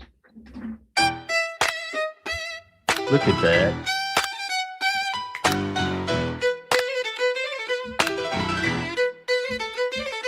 What you give is what you get. Oh, In this Fat. journey, no regret. Yeah. Sweat drips, heart skips a beat. Why? No surrender, no retreat. I'm gonna go Grind mute. every Folks. damn day, no fucking tears. Dreams in my pocket, no fucking fears. I'm not scared. Put in the work, move in the gears. Building my kingdom over the years. The hustle in the morning, I rise the hell up. Sweat on my brow, don't fucking stop. Put in the effort, watch it pop until I hit the fucking top. When they push, let it slide. Keep my focus, ride the tide. Turn the cheek, don't collide. Waves of blessings will abide. What you give is what you get. Get the power that you seek. Keep going, break a fucking sweat. Never be weak. What goes around comes around. Hell yeah. Grind on fucking day with no bounds. Do it. Life's a game. Gotta play my cards. No time for fakes. No time for frauds. Every step, every move is hard. I keep going on my fucking bar. Keep moving, eyes on the prize. No compromise. Every failure, every fall I fucking rise. Through the storm, clear the skies. I'm a warrior, and these are battle cries. Let's go! When they push, let it slide. Keep my focus, ride the tide. Turn the cheek, don't collide. Waves of blessings will abide. What you give is what you get. Get the power that you seek. Keep going, break a fucking sweat. Never be weak. What goes around comes around. Hell yeah. Grind all fucking day with no bounds. Do it. In the mirror is my reflection. I see past mistakes, no resurrection. Stay away. I learn to seek direction. That way, in my journey, find perfection. This art is a bitch that you show. In the picture, life's flow. In the darkness, find your light. In the struggle, find your might. Every tear, every fucking sigh. It's your journey, it's your fight. In the silence, hear the beat. In your heart, feel the heat. Every step, every stride. In this game of life, you ride. In the pain, find your shore. In the silence, find your road. When they push, let it slide. Keep my focus, ride the tide. Turn the cheek, don't collide. Waves of blessings will abide. What you give is what you get. Get the power that you see. Keep going, break a fucking sweat. Never be weak. What goes around comes around. Hell yeah. Grind all fucking day with no bounds. Do it. In the end, it's all a test. I pass. Give your all, give your best. Okay. In the mirror, see your face. What else? In the game of life, win the race. I'm winning.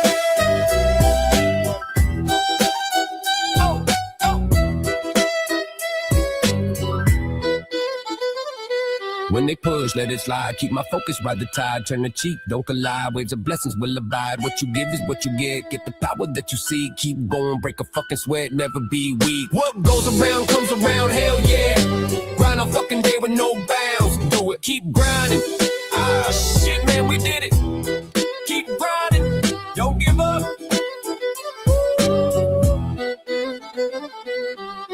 Keep grinding. That was good, Fatty. Thank you. I want to do that trailer thing. Let's collab. Yeah, for sure. Write down do a little.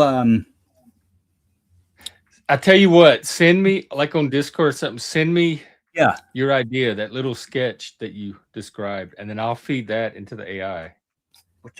I'll get Charlie's input. You want to go say? You can help write lyrics and plan out the video, everything. Nice. All right, time to feed the pups. All righty. Tear it up.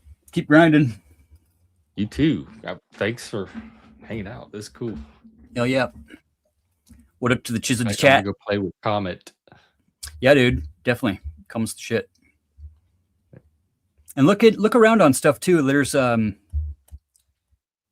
there's a couple places where I've seen you can get like a 3-month free membership. Oh yeah, like promos and promos and shit. There's definitely. Do you have a thing where you like a referral where you get something if you refer? I might, yeah.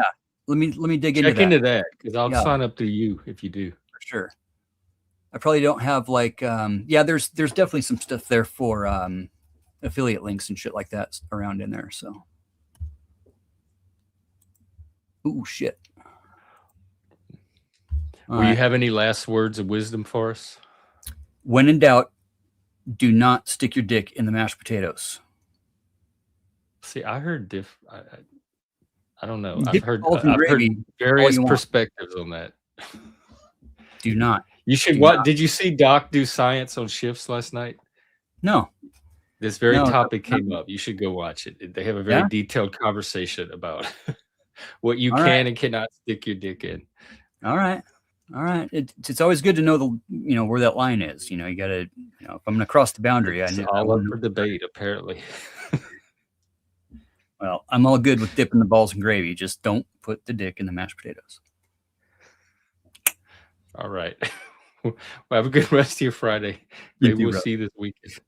Yeah, we'll see. We got a little bit of snow. I was up riding today, and right, yeah. Shitty. Dude, we lost all our snow. We got like fucking maybe 2 feet at the most, where we need 6. So it was a little sketchy, but I hope it happens for you. Yeah, we'll see what happens. Probably go up for the morning, a little bit in the morning while it's nice, and get back, get some shit done around the house for the afternoon. Fucking slacker. Get the stupid dog out. All right. Well, good. Yep. Be good. You too. Be decent. Be as good as you can, I guess. All righty. That's the show, folks. Happy Friday. I have you set up. Oh, let me see if he's still going to be redirected. Yeah, he's still going. All right. I'll see you this weekend sometime. Thanks for hanging out, everybody. New year. We'll be there soon.